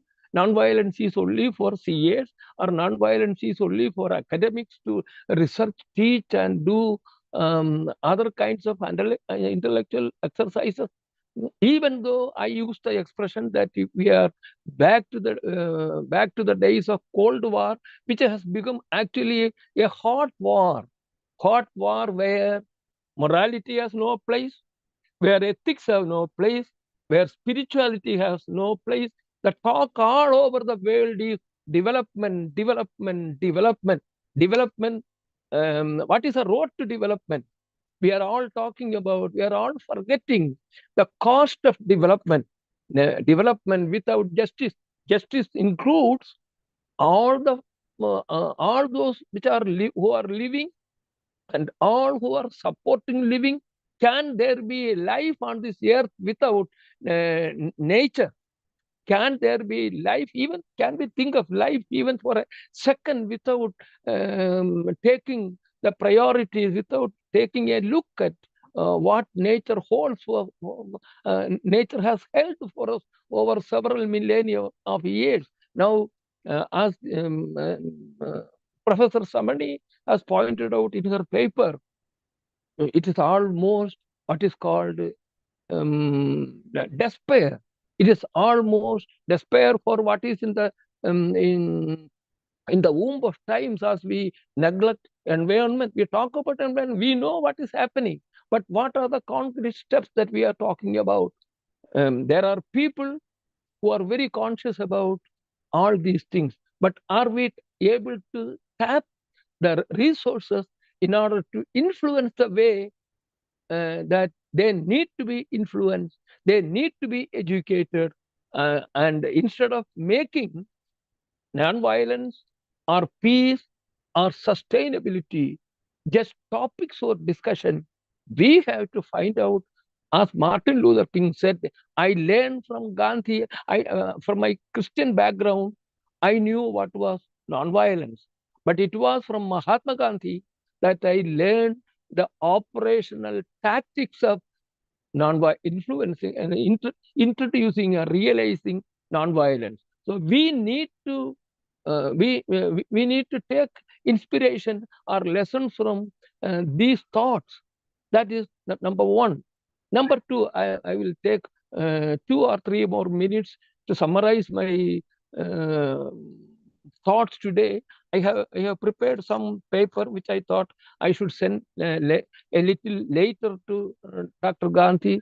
If he is planning to edit, he always does that. Some report of this, I will send it over to him. But there, how do we do it? How do we operationalize these concerns which are very, very, very important for human survival? That is one point that I mentioned. The second aspect is development. Yes, we cannot go back in time. We can only go forward. But as we go forward, who are the allies? Number one, are we going to depend only on science, technology, and all technology and science are given us, forgetting that the science and technology and other aspects which we are proud of, which we think have been able to change the very nature of human life and usher in a new era. There's no doubt about that. But how long the science and technology and all these will be there to help us if nature rises in full fury and destroys everything, as we have seen, and as we see, the sea is becoming very hot. Even the sea, nature, the air, and there are several millions of people who do not have adequate and safe drinking water in this country, and we are all talking about development. And then from Martin Luther King, while we learn that we need to cultivate a spirit of tolerance, there are many others whose very, very valiant efforts in 20th century, there is no doubt 20th century was a very violent century. But then let us not forget even for a moment, the same century has witnessed a remarkable upsurge of non-violent initiatives all over the world. Non-violence is not absence of violence. Non-violence, when it becomes a creed, it encompasses the entire gamut of human life. These are subjects can be thought about. So these aspects are there from Martin Luther King and other warriors of non-violence. Recently, even a few years ago, we saw non-violence resurfacing in a very, very different way in the African continent, when Bishop Tutu Nelson Mandela, Kenneth Kaunda, and many others used non-violence, not the way probably Gandhi and many others used it, or even Martin Luther King used. They used it through what is called an entirely different fashion, through which African nationalism for independence, African nationalism for justice, African nationalism to end several hundred years old injustice to humanity. And now, if they are free today, if the African nation has, subcontinent has woken up, it was the way these three great champions of non-violence, peace, sustainability, and tolerance used three aspects very effectively. One was dialogue as a effective tool. The other was reconciliation as an effective tool. The third was, all of us know the word expression, to forget is divine. So forgiveness. So dialogue, forgiveness, and the third aspect leading to what is called sustainable development. So let us learn lessons from all what is happening in different parts of the world. And let us not be very, very despondent and say, let us not write off even for a second that non-violence is an ineffectual instrument or a weapon or a strategy or a method, as Gandhi himself demonstrated from his last major campaign in Navakali, where man has forgotten to be man, and when people started killing, annihilating, doing all kinds of things, even God will not, for which God will not forgive. Gandhi stayed there 4 months during the famous what is known today as the Navakali Peace Mission from November 6, 1946 to March 2nd, 1947. There are a lot of things to learn from all these persons, and a lot of things are happening all over the world. Probably one submission that I would like to make is, we should definitely ask, and Dr. Gandhi and his team can take initiative in that. We should make creation of departments of peace. That movement, all of us are very familiar. Departments of peace to ensure three things. Number one, to make peace education, to make environmental education for sustainability, education for ethics. All these things are there. We should put these things on the global agenda, which UN should again take up with the courage and conviction with which they launch the International Year of Culture. That is over. Now let us, I would like to appeal today to all those friends to support Mr. Gandhi and others who are in this field to impress upon the UN to bring these items on the major agenda of this great sentinel of peace for humanity, namely United Nations. Last word I would like to use today is, let us remember what both Gandhi and Dr. Martin Luther King said about these things. Gandhi said, we have to become what is called agents of peace, missionaries of peace, messengers of peace.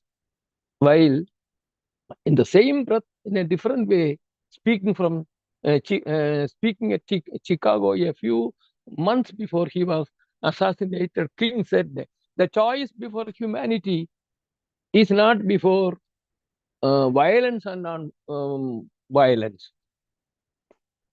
It is not before, the choice is not before violence and non-violence. The choice is before non-violence and non-existence. And now the time has come for us to reflect on it and tell enough is enough. You do whatever you want in the name of development, but let that development be in harmony with the rhythm of nature, the rights of ordinary people, ensuring justice to ordinary people, and also the spiritual are the nourishing foundations of human sustainability, namely spirituality, ethics, morality, and all these should not be forgotten in our mad rush for what is called development. End exploitation of nature, then that will be the road to what we say sustainable peace. Thank you. And thank you, Dr. Gandhi, for inviting me. And I enjoyed meeting this very, very distinguished band of experts. Many of them are my colleagues and friends and admirers, well-wishers, and my guides also. Thank you. I will be with you in any of these things because you are pioneering something which other organizations are not worried about. Thank you. Namaskar. Thank you, Professor N. Radhakrishnan, for giving us a very inspiring talk. We have another learned scholar before us, Dr. Thomas Duffer. Dr. Thomas Duffer has been associated with the Inaugural Global Organization for the last many years, I would say. He came to Ladnu in the year 1988 to participate in the first international conference on peace and nonviolent action. And there we became intimate friends. Dr. Thomas Duffer has been attending our international conferences all these years. He's a renowned philosopher, historian, and peace studies expert. He leads the International Institute of Peace Studies and Global Philosophy, advocating transpersonal history and fostering interfaith harmony. Through teaching at prestigious institutions, mediation services, and over 60 published books, he promotes peaceful conflict resolution. Dr. Duffer's initiatives include periodic tables of world's religions and philosophical traditions, affirm his commitment to global peace, truth, and reconciliation. I invite Dr. Thomas Duffer to enlighten us about what he thinks about the crisis of non-sustainability. Dr. Thomas Duffer. Right. Hello. Greetings, everyone. I hope you can hear me clearly. So firstly, yes, greetings to all my friends, colleagues I've known for years, Dr. Gandhi and TK Jain and the others. Thank you. And Professor Chaitanya. Yes, we've been at this game a long time. It's important. We shouldn't stop now. We have to get more effective. I want to use my 10 minutes to summarize the 6 sessions that we're looking at. Dr. Gandhi asked me to help him draft the overall program that we're looking at in the rest of this conference. So I want to do a little preview looking forward to what our many speakers will be saying, and to give a bit of guidance as to how I think we might use our time most effectively. The first thing I want to mention is ahimsa. We're going to be talking about this in the next session tomorrow, the first plenary one, non-violence. We've heard some speakers talk about ahimsa now already, but I think one thing we need a new word, because ahimsa means non-violence, non-violence means non-violence. We don't define goodness as non-badness. We have a concept, goodness. We have to get I'm a philosopher, we have to get our thinking hats on and come up with a positive word for ahimsa, instead of just going on that goodness is non-badness. No. So how do we do that? Well, I think ahimsa is the root of truth, and it's the essence of gnosis, or knowledge. All the great non-violence religions like Jainism, Buddhism, Hinduism, and all the rest, and Christianity on a good day, they're a form of knowingness, a form of knowledge, gnosis. And what is that? So to really find the positive word that is lurking within ahimsa, we have to increase that Gnostic element within all the faiths and find out what is common. That's what the word philosophy means. It means to love the inner wisdom of them all. Gandhi said ahimsa should be translated as love. Well, let's find what that love is. I've tried to advocate love studies as a component of peace studies. It doesn't exist. Human beings as academics were not interested in love, even though the word philosophy means to love wisdom. How do we do that? I think that the word understanding is very important here for ahimsa. I appreciate everyone's comments so far about non-violence, but understanding is literally when we get to the bedrock of things, we understand the thing. Well, the word sustainability comes from the same root. It means to under. Sus comes from sub in Latin. And the second part means to hold. Sustainability means literally to get to the understanding which sustains and holds everything together.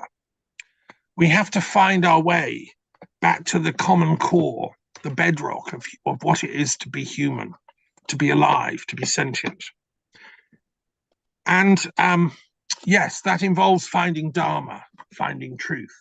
So we won't get to this thing that we call ahimsa, but we mean love, actually. We won't get to it without dharma. So those are just some thoughts about the first panel session, which will be taking place tomorrow. And we have some great speakers coming. The second point is about eco-sustainability, and that will be addressed by other speakers at the second plenary session tomorrow. And many of my good friends will be speaking. And, this is at the hub of what Dr. Gandhi has been working on through these conferences over the years, which I've had a small part to play in. I think as a philosopher, I'm interested in, we have to rethink our metaphysics, because at the moment we have a linear metaphysics.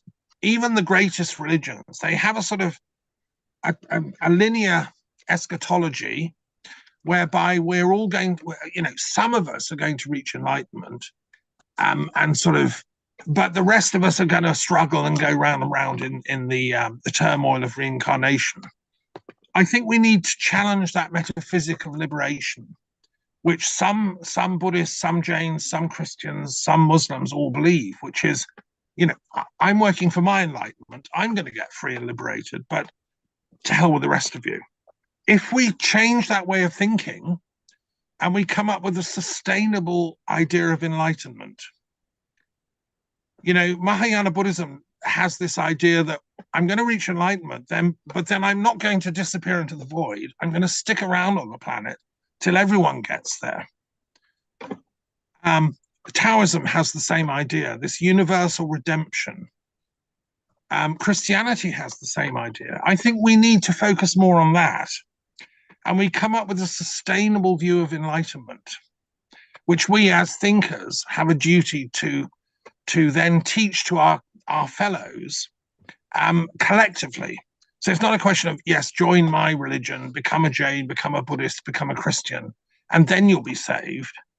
It's how can we collectively work out a sustainable enlightenment for the whole planet? This was, after all, the idea that inspired Marx and the communist tradition, that we find a collective enlightenment, which has social and political implications. He left out the spiritual bit, which was a disaster. We saw where that went. So but it had a good idea that we have a sustainable social enlightenment as well as a metaphysical sustainable enlightenment. You know, that I think is the project we're facing. And I think the active intellectuals on this planet who aren't asleep, that's what we've got to be working on. And that involves, yes, accepting, you know, the laws of karma and so all these wisdom traditions talk about reincarnation, which is a sort of recycling of the mind. So let's find a way to manage this process with love and non-violence at its core. So I don't want to keep coming back and having to deal with these wars anymore. I thought when we signed the Treaty of Paris in 1990, we'd solved the Cold War. And yet here we are with wars in Ukraine. I mean, it's just frightening. And look at what's going on in Gaza. I'm embarrassed to be human at the moment. So let's really drill down into a sustainable enlightenment metaphysics to fit with ecological sustainability. Okay, the third topic we're going to be looking at, very important, is education and the arts. You know, how are we going to do all this? Well, it has to be through education. That's what we're doing now together. I respectfully, you know, I'm so grateful for all the work you're doing as intellectuals and teachers over the years. But we have to do more. And as our esteemed Gandhian just said, there should be peace studies departments in all universities. And the existing departments, theology, philosophy, history, should be having a peace element in them. And that's why I set up the Institute of Peace Studies and Global Philosophy at the University of London back in the 90s, when I first met Dr. Gandhi. But, you know, we need to be doing more. One thing the educational world can do is to take peace seriously and can focus also, as we're going to be doing, on not just the humanities, but there are things like history and so on. These all have a peace element that should be emphasized. But also the arts, poetry, music. We began with that beautiful song, the Anuvrat Gita, which, by the way, my daughter, who's a singer, who's sitting beside me, wants to put into English, and will, you know, provide the music for. So the arts can help with the Delphic Games, which was the equivalent to the Olympic Games, but for the arts. And I'm the education coordinator for the Delphic Games globally. We'd like to see the artists of the world get funding to come and do their competitions just as much as sports people. You know, let's remember the importance of culture and the arts. And we talk about the culture of peace. Well, let's support our cultural workers who are our artists, our musicians, our poets, our dancers. That's where peace lies, I think. So we'll be hearing from them, and I'm looking forward to it. And don't forget the work of scientists, because I regard the sciences as a form, an offshoot of the arts. And, you know, the social sciences and the natural sciences, they're part of this culture of peace building. Then we're coming to our session on political science, very important. Professor Samini Chaitanya talked about, you know, the importance of applying nonviolence politically. Others have said Gandhi did that. Well, yes, so we need to get our thinking caps on about a politics of sustainable enlightenment. I talk about, you know, we need a geopolitics of sustainable enlightenment in which it's not one culture or one religion that is, you know, egotistically promoting itself. That was the mistake of colonialism and imperialism and so on. But rather it's all of us together working for collective sustainable enlightenment for the planet, which then has a political implication.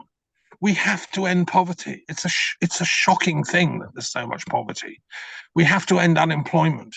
We have to end the mental health problems of our youth who have facing bleak future. You know, the suicide rates are going up everywhere. And I attended the World Summit for Social Development in Copenhagen back in the mid-90s. That's what the Summit for Social Development was doing. We're revisiting that 30 years later. And that's the politics of applied enlightenment, if you want. So our political scientists are still, they're reading Locke and Montesquieu, but they need to really get with the program of a sustainable global enlightenment for peace. That's what I'm calling for here. And for that, we need truth, satya, to come back into the halls of power. I have called for a bill in the UK Parliament that all politicians by law, have to tell the truth. And if they lie, they immediately lose their office, their seat. I think every parliament, including India, the Congress in America, should pass a bill requiring of elected democratic politicians that they have to tell the truth by law. And if they don't, they fall from power, because we have an epidemic of mischievous, lying politicians on the planet. I ran 30 meetings in the UK House of Lords. We have the same problem in the Knesset. They should also pass a bill requiring truth, and in the Russian parliament. So only if we get satya back into politics can we even begin to bring a world of peace. Okay, then the next one after that, the fifth plenary, will focus on specific hotspots around the world.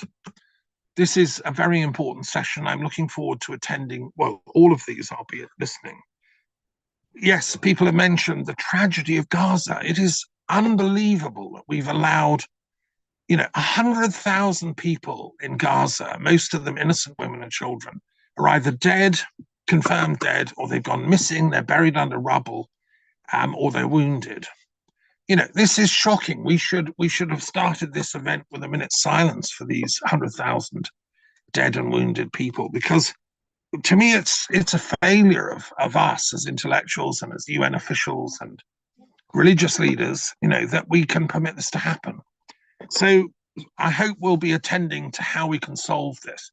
If you didn't, listen to the speech by President Biden and the King of Jordan yesterday out on the steps of the White House. Very moving. Jordan is playing an important role trying to solve this conflict. And then we have the Russia-Ukraine invasion. Again, shocking. I'm a great lover of Russian culture. I was appointed president of Philosophers for Peace in Moscow back in 1990. I have many Russian friends. I'm appalled. President Putin gets up on in an interview and says, Nazi Germany was right to invade Poland. I mean, this man is a throwback to a sort of Russian neo-fascism who should be opposed, but he's trying to shut down democracy inside Russia. My friends in Russia are appalled at what he's doing. What can we do? Let's attend to that. People can speak about this. At the last conference of ICPNA, we had a brilliant Ukraine philosopher who had to flee from Kyiv because she was being bombed, and they shut the Ukrainian Institute of Philosophy down temporarily. And then there's Artsakh, again, another hotspot in Nagorno-Karabakh, or, this conflict between Azerbaijan and Armenia. It should have been resolved peacefully. It shouldn't have required military involvement. We've tried in the World Intellectual Wisdom Forum to get discussion between Armenians and people from Azerbaijan, but it's so difficult when people get attached egotistically to their own narrative, their own story. How can we get proper diplomatic negotiations going on at a deep cultural level? I think we could be doing more. I think the UN could do more. And Yemen as well, and Sudan. I think we should be putting resources into mediation and peace building here in these regions, using the resources of the UN, and not just papering over the cracks with diplomatic statements, but actually bringing these people together in deep conversations like we're having at this conference. It shouldn't be, it shouldn't be impossible to solve these problems. The expertise is there, but it's not being given enough, leeway. Okay, and the final thing we're going to look at is peace itself. The final plenary. I'll be speaking again at that. So I'm not going to say more about that, except that in Western European thought, Pax is a goddess. Irene was a goddess. So the important role that women can play in peace is not lost to language. If we look at this linguistically, peace is about restoring respect and dignity for the women of the world, who will bring peace back for us. Anyway, that's my run through of the 6 exciting topics we have. Thank you all for coming and being here, and I look forward to everyone's contributions to come. And thank you, Dr. Gandhi, and all the others for organizing this very important event. Thank you, Dr. Daffer. We are so grateful to you for such a wonderful talk about the present crisis. We have another important speaker, a resplendent luminary, I would say, Dr. Frank Kaufman. Dr. Frank Kaufman is known to me as the former editor of Dialogue and Alliance, a very prestigious magazine published from New York. He is the founder president of Filial Projects, president of 12 Gates Foundation, editor-in-chief of New World Encyclopedia, president of Values in Knowledge Foundation, Professors World Peace Academy, and the Settlement Project. Frank publishes commentary on government, religion, and culture, and society on a number of platforms, most recently Medium. I invite Dr. Kaufman to enlighten us about what he thinks about the present crisis that we are facing.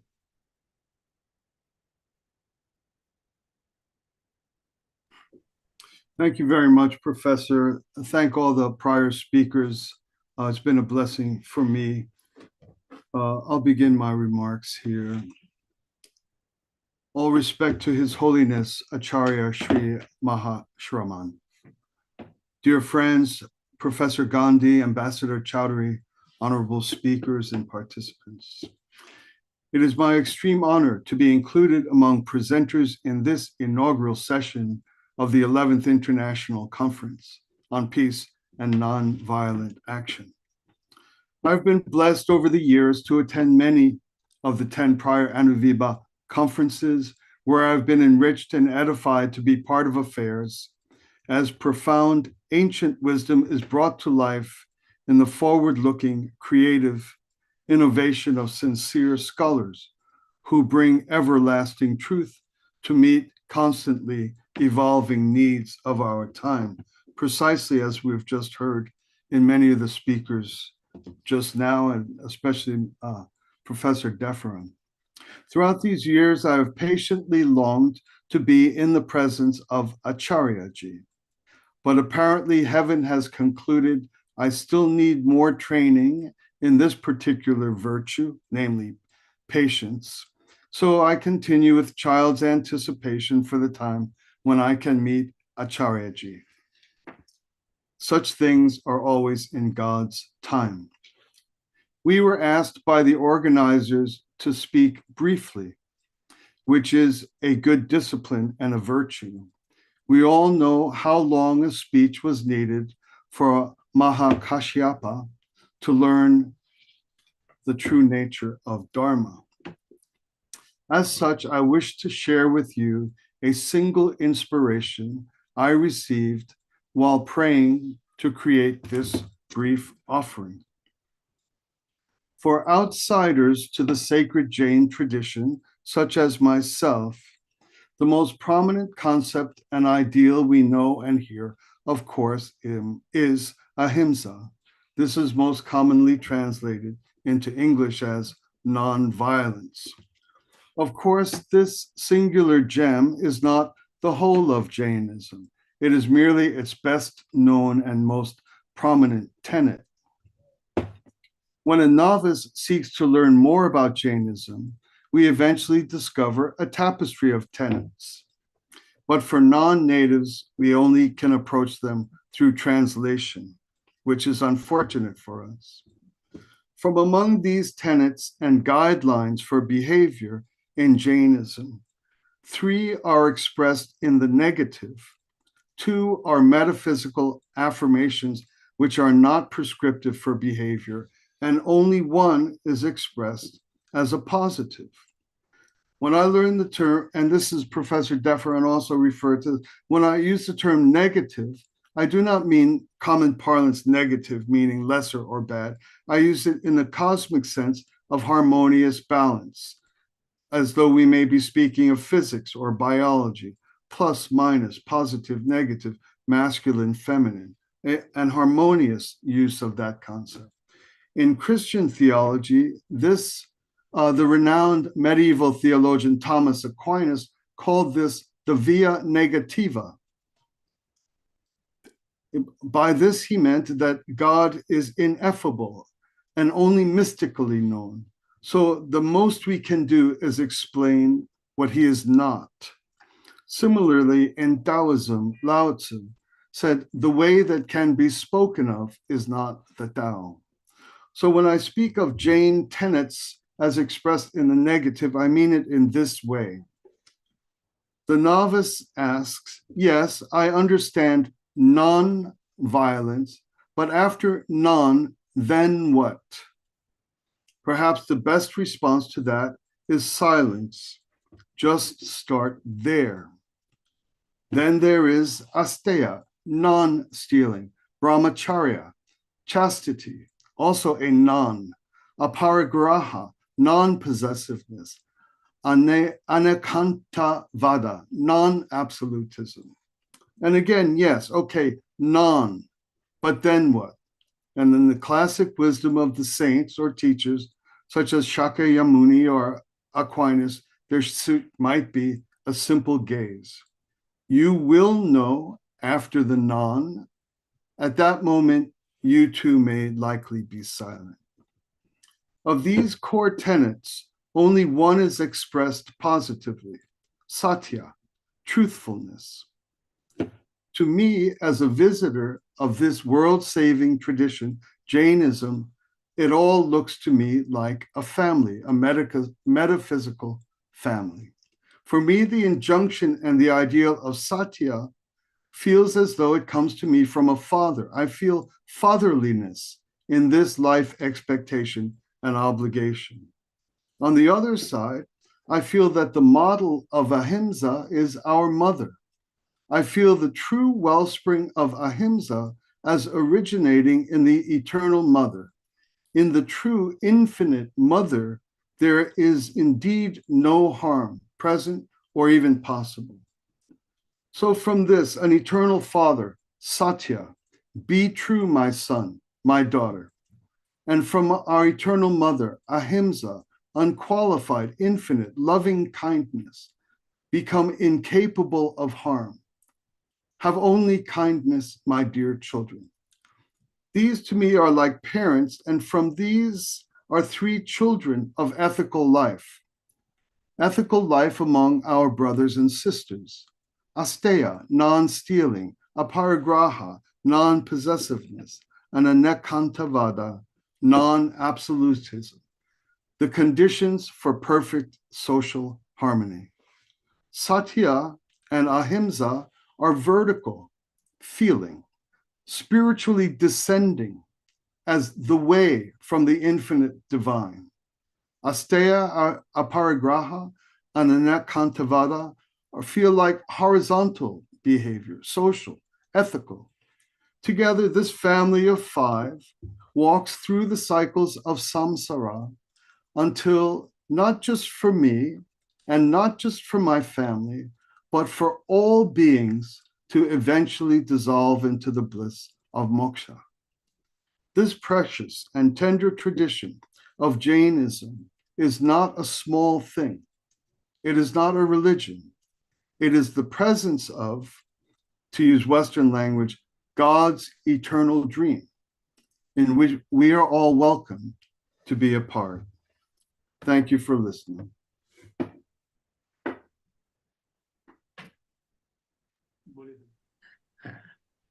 I'm grateful to you for sparing your valuable time to come and tell us beautiful things.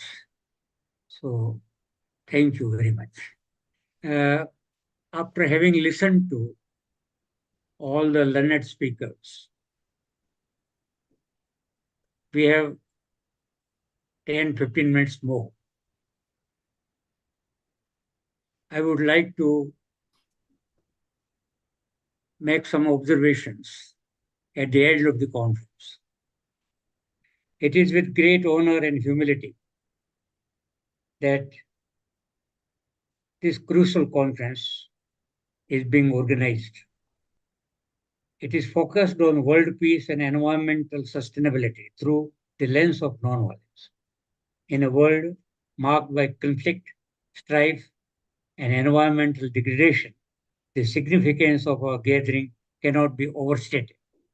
As we navigate through the complexities of our time, it is imperative that we recognize the pivotal role and interconnectedness of peace and environmental well-being. At this juncture, the world is grappling with multifaceted challenges ranging from political tensions, social injustices, to environmental crisis. We at Anuviva are deeply concerned about the two wars, the war between Ukraine and Russia that has been raging for more than a year, and the war between Israel and Hamas that has been going on for over 4 months. The lethality of the two wars has taken a heavy toll of innocent lives and caused untold suffering. We condemn both the wars, which are the byproducts of the inflated egos of politicians, and urge them to end the hostilities with immediate effect. What is painful and distressing is that instead of asking for ceasefire, the big powers are becoming instrumental in prolonging the two wars. The massacre of thousands of helpless politicians, men, women, and children, and wanton destruction of their hospitals and houses and children cannot be justified at any rate. The loss of life in Ukraine too is tremendous. We can only hope that sanity will return to the warmongers and the two bloody wars will soon come to an end. In the face of such adversity, the principles of nonviolence offer a beacon of hope and a path towards transformative change. Nonviolence, as espoused by visionaries like Mahatma Gandhi, Martin Luther King Jr., and Nelson Mandela, is not merely the absence of violence, but a proactive stance rooted in compassion, empathy, and justice. It is a powerful force that has the capacity to transcend boundaries, bridge divides, and foster sustainable solutions to our most pressing challenges. Today, we also remember the two apostles of Ahimsa, His Holiness Acharya Tulsi and His Holiness Acharya Mahapragya, who spearheaded a campaign known as the Anuvrit Movement to rid society of moral filth.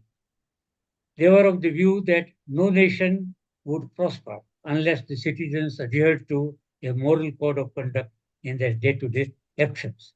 It is also the foundation of a peaceful world. In order to eradicate violence, they opine we should go to the roots. Violence first appears in human mind, in our thoughts. It is then manifested in angry words, which ultimately lead to a duel. They supported the famous Sewell statement on violence, which concluded, just as wars begin in the minds of men, peace also begins in our minds. The same species who invented war is capable of inventing peace. The responsibility lies with each of us. To invent peace, the two apostles of Ahimsa prepared a global course of non-violence training, which alone could nip the evil in the bud. It alone is a long-term solution to root out the pandemic. Let us begin training children in non-violence at school level. The legacy of the two Anushastas is being continued by their illustrious successor, His Holiness Acharya Mahashrama, who has been walking across the country, inspiring individuals to refrain from unnecessary violence.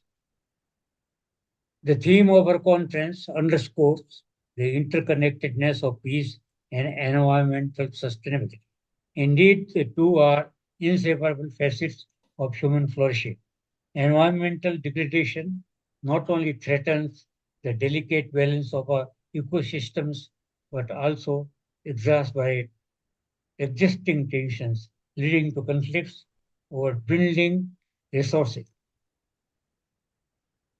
Conversely, peace is essential for meaningful environmental conservation efforts to take root, as conflict and violence often result in the exploitation and degradation of natural resources.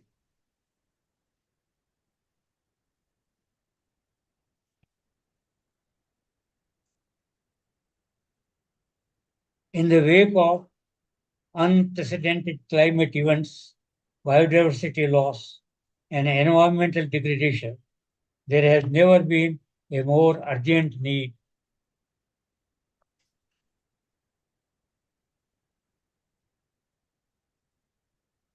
than to prioritize sustainable practices and foster a culture of peace. The current trajectory is unsustainable, and it is incumbent upon us as global citizens to take decisive action.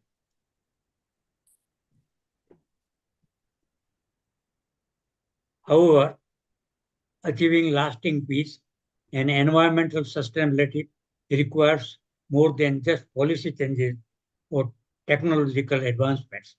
It demands a fundamental shift in our collective consciousness, a move towards a culture of empathy and cooperation and respect for all living beings and the planet we can call home. Nonviolence offers us a framework to navigate this shift, a framework grounded in dialogue, inclusivity, and the recognition of our shared humanity. By embracing nonviolence in our personal lives, communities, and institutions, we can sow the seeds of peace and environmental stewardship for future generations. As we convene at this critical juncture in history, let us recommit ourselves to the principles of nonviolence and work tirelessly towards a world where peace and environmental sustainability are not just lofty ideals, but tangible realities. Together, we have the power to build a future where every individual can live in harmony with each other and with nature. A future where the inherent dignity and rights of all beings are respected and upheld. In closing, I am reminded of the words of Mahatma Gandhi. In a gentle way, you can shape the world. Let us embrace the gentle power of nonviolence and collectively strive to shape the world towards a future peace, justice, and environmental sustainability. Ahimsa is a panacea for all the ills that grip our world today, and let us resolve to practice and popularize it as a way of life. I'm so thankful to you for listening to me. We have now two young persons associated with another global organization and this peace conference. I invite Mr. Deepak Jain from Mumbai to say a few words. Thanks, Mr. Gandhi, and everyone. It was a wonderful session, and it's my pleasure to be on this forum and convey the vote of thanks from the whole organization. So, friends, as we draw the curtains on this enlightening inaugural session of our 11th ICPNA, it is my profound privilege and great honor to extend a heartfelt vote of thanks on behalf of Anuvat Vishwabharati Society to all who have contributed to the fruition of this event. Firstly, I would like to express my deepest gratitude to His Holiness Acharya Sri Mahashamanji for his blessings and guidance to make this world better. My gratitude to our distinguished keynote speakers, Mr. Felipe, Ambassador Mr. Chaudhary and Samnishi Chaitanya Pagyaji for sharing their invaluable insights and wisdom on the path of peace and non-violence. Your thought-provoking addresses have undoubtedly ignited a flame of hope and determination in our hearts to pursue a world where peace prevails over conflict. A special thanks to our panel of experts, Professor Radhakrishnan, Dr. Thomas Daffron, and Dr. Frank Kaufman, for their enlightening discussion and for shedding light on the various facets of nonviolent action. I am also immensely grateful to the organizing committee, especially Sri S.L. Gandhiji, Sri Avinashji Nahar, Sri T.K. Jain sir, and volunteers whose tireless efforts behind the scenes have made this event possible. To our attendees, thank you for your active participation. We always, we thank our attendees because they are there who will be the brand ambassador for peace and non-violence in future. So again, our attendees, thank you for your active participation and for joining us in this important dialogue. Your enthusiasm and commitment to non-violence actions are a driving force behind our collective endeavor to make a difference. As we conclude this session and look forward to the rest of the conference, let us carry forward the spirit of peace and non-violence in our actions and interactions. Together, we can pave the way for a more harmonious world. Thank you, one and all, for making this inaugural session a memorable and impactful beginning to our journey towards peace. Thanks, Jai Jinendra, Om Adam, and Namaste from my end. Thank you. Over to you, Mr. Gandhi. Thank you, Mr. Deepak Jain. There is another friend, Jay Vora, who is deeply involved in organizing this conference. So I invite him to say a few words on this occasion. Well, thank you, Dr. Gandhi. Hope I'm audible.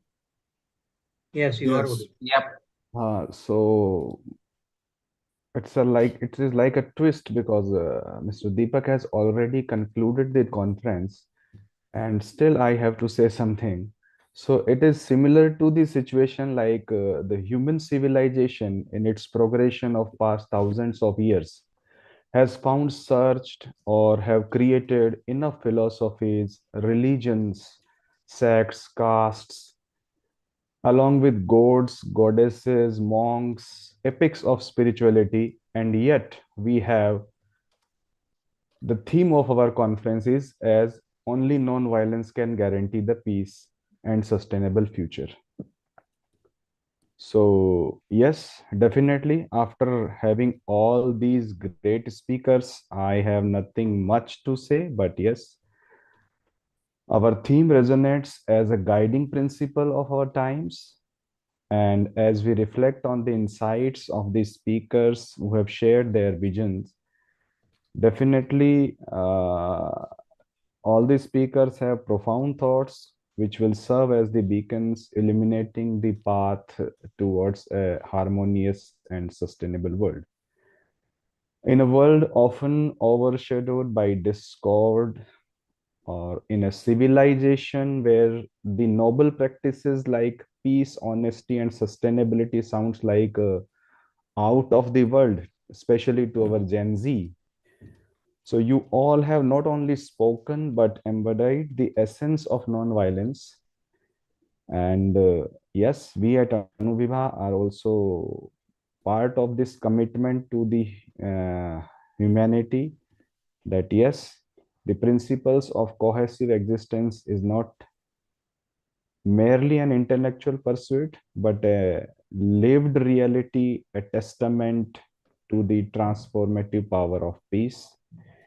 In the tapestry of our interconnected world, the threads of nonviolence are woven by the collective efforts of individuals, inspired by the courageous efforts of you all. So let us, with humility and determination, embrace the charge to propagate wisdom accumulated in this ICPNA to the entire global community. I'm sure through our collective endeavor, we can sow the seeds of lasting peace and cultivate a sustainable future for generations to come. So once again, thank you on behalf of Anuvrit Vishwa Bharati Thank you for your invaluable contribution to this noble intention. May the ripples of your insights resonate across borders and generations. With deep appreciations, this is Jay Bohra from Anvur Vishwabharati. Thank you, everyone. Thank you, Mr. Jay Vora. And we now conclude the historic inaugural session. We never expected such a galaxy of resplendent luminaries for this particular session, but they agreed to our request and made very illuminating observations. So we will benefit a lot. Now I give the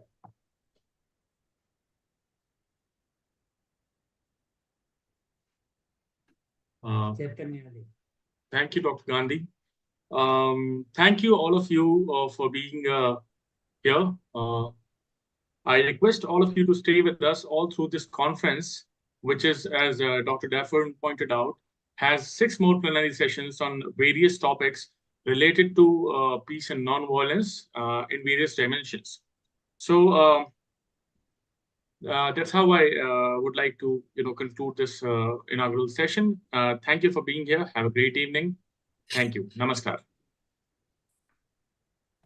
Have a great day. Bye-bye. Bye.